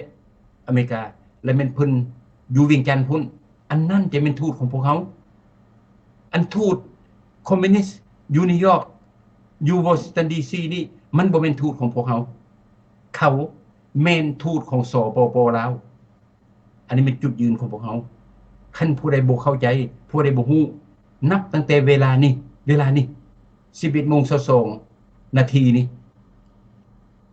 ของวันที่3เดือน10วันที่16 2025นี่เปลี่ยนไปจำพวกนี้บ่แม่นทูตเฮาอยากไปลิ้นก็ไปลิ้นอยากไปยามก็ไปยามแต่อย่าไปอื่นเขาอัญญาทูตอันนี้ก็เป็นทูตลาวเฮาได้หั่นน่ะ no เจ้าบ่แม่นเข้ากับเขาเจ้าบ่ได้มีบัญชีเขามีแต่เขาอยากกินเหล้านำเจ้าและเขาอยากใส่เจ้าเพราะเจ้าโง่เจ้าบ่ฮู้ที่ไปที่มาของตนเองอย่าเสียใจข้าพเจ้าบอกพวกเจ้าว่าโง่นะมันก็แม่นแท้ตนเองเป็นคนอเมริกายังว่าตนเองเป็นคนลาวแม่นบ่พี่น้องฮักได้จึงเว้าได้คันบ่ฮักนี่บ่บอกซ้ำปล่อยให้โง่อยู่หั่นจนหมดมือตายได้ยังว่าตัวเป็นคนลาวอยู่แต่ลูกหลานพี่อยู่อเมริกาพี่ได้เป็นทหารได้เป็นตำรวจได้เป็นสืบลับของอเมริกาแต่พอไอ้เมย์ไปว่าทูตเป็นทูตของคนลาวเพราะจำพวกนี้เป็นศัตรูของพวกลูกหลานเจ้าของเองเว้าน้อยๆนึงเพื่อจะให้คนลาวฮักแพงกันและฮู้จักจุดยืนของตัวเองมาตกต่างประเทศแหละอยู่ฝรั่งอยู่อเมริกาอยู่แคนาดาอยู่ออสเตรเลียใหญ่ๆ 3-4 ประเทศใหญ่ๆนี่คนลาวเต็มโอ้ทูตลาวเพิ่นก็ไปลิ้นนำพวกท่านเว้าผิดเศร้าซะอย่าให้คนลาวคอมมิวนิสต์ที่ทุกข์อยู่ประเทศลาวหัวคนพวกเจ้าเพราะพวกเจ้าหลงทางตนเองถือสร้างสำหอกจากประเทศแล้วก็ยังเอาวงเดือนมาจับอยู่จักว่างูหรือว่าจ้าเตือนกันพี่น้องข้าพเจ้าบ่ได้สั่งดอกคนครอบครัวเดียวกันพวกเฮาข้าพเจ้าจึงกล้าปากกล้าเบาแบบนี้กับพวกท่านเพราะข้าพเจ้าฮักนับถือพวกเจ้าเฮาเป็นสายเลือดเดียวกันเฮาเป็นครอบครัวเดียวกันเฮาจะไปตัวกันจังได๋พวกเจ้าเอิ้นทูตอยู่ต่างประเทศบ่แม่นทูตพวกเจ้าข้าพเจ้าก็บอกอันนั้นบ่แม่นทูตพวกเฮาอันนั้นเป็นทูตสปป.ลาวเด้อป้าเอ้ยลุงเอ้ยหมู่เอ้ยน้องเอ้ยประตูเอ้ยถูกต้องบ่อันนี้เป็นคนดีบอกกันอันผู้ไปบอกพวกเจ้าว่าก็แม่นได้เพิ่นก็เป็นทูตเฮานี่ล่ะน่ะเขาอยากให้พวกเจ้าซั่วเขาอยากให้พวกเจ้าโง่ข้าพเจ้าบ่อยากให้เป็นบ่อยากให้คนลาวโง่บ่อยากให้คนลาวจ้าบ่อยากให้พวกเจ้าซั่วบ่อยากให้พวกเจ้าตกทุกข์ได้ยากบ่อยากให้พวกเจ้าตกเป็นขี้ข้ามาใส่ของเจ้าพวกคอมมิวนิสต์นี้จึงมาบอกด้วยความฮักความแพงเรื่องโดนัลด์ทรัมป์สำหรับค่ำคืนมื้อนี้ข้าพเจ้าก็หวังว่าพี่น้องโดยเฉพาะอยู่ในอเมริกาเข้าใจดีไปหมดบ่โดนัลด์ทรัมป์นี่บ่จุดอ่อนก็คือสิหลายแต่จุดดีที่พวกเฮาควรภูมิใจเพิ่นมักซีบมันนี่เพิ่นอยากเอาเงินไว้เพิ่นบ่อยากเอาเงินไปจ่ายโลเลไปจ่ายที่จ่ายเสียแบบองค์การอนามัยโลกแบบสิ่งแวดล้อมหรือว่าแบบ USAID นี้แล้วมันบ่ช่วยลูกหลานเฮาเอาเงินจำพวกนี้นี่มาเสียค่าคอลเลจเข้าโรงเรียนให้ลูกหลานเฮามันสิบ่ดีกว่าว่าเพราะสวยไปเขาก็บ่เห็นคุณดีความงามของเฮาคือเก่าดังนั้นพี่น้องอยากให้พวกเราเข้าใจเด้อรัฐบาลเฮาเพิ่นก็เฮ็ดสุดความสามารถอันนี้ความคิดของข้าพเจ้าแต่มีหลายคนก็เห็นความแตกต่างอันนั้นก็บ่เป็นหยังเพราะความคิดของแต่ละคนเฮาห้ามกันบ่ได้เจ้ามักเดโมแครตเจ้ามักรีพับลิกันผู้ใดเพิ่นก็ดีแต่บ่ดีซ้ำกันเนาะพี่น้องเนาะขอขอบมุกขอบใจนำทานผู้ชมผู้ฟังสิ่งที่พวกเฮา2คนอธิบายไปแนวใดบ่ดีแนวใดบ่ถูกเอาทิ่มเด้อพี่น้องเด้อ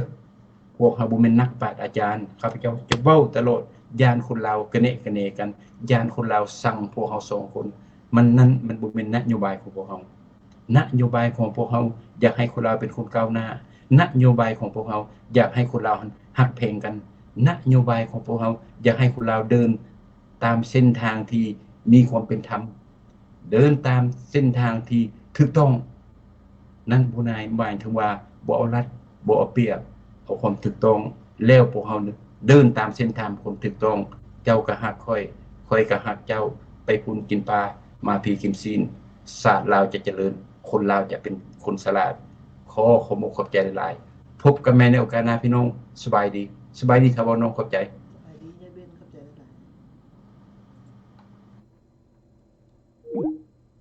พี่น้องก่อนเราจะลาจากกันวันนี้ข้าน้อยก็ขอบใจนำทุกท่านทุกคนที่เข้ามาร่วมรายการนำพวกข้าน้อยพร้อมนี้ข้าน้อยก็ขอพรจากคุณพระพุทธพระธรรมจงนำทางชีวิตให้ทุกท่านทุกคนที่ฮักเสื้อแพงซาดคนที่ฮักความเป็นธรรมจงมีแต่ความสุขสมหวังเจริญรุ่งเรืองศรีวิไลทั้งหน้าที่การงานส่วนตัวและภารกิจของครอบครัวและภารกิจศาสตร์ด้วยพร้อมนี้ข้าน้อยขอให้ทุกท่านทุกคนจะมีแต่ความสุขโชคดีตลอดไปเนาะข้าน้อยเนาะสาธุสาธุสาธุสาธุสาธุอนุโมทามิข้าน้อยขอบใจหลายๆและพบกันใหม่ในโอกาสหน้านะพี่น้องสบายดีค่ะ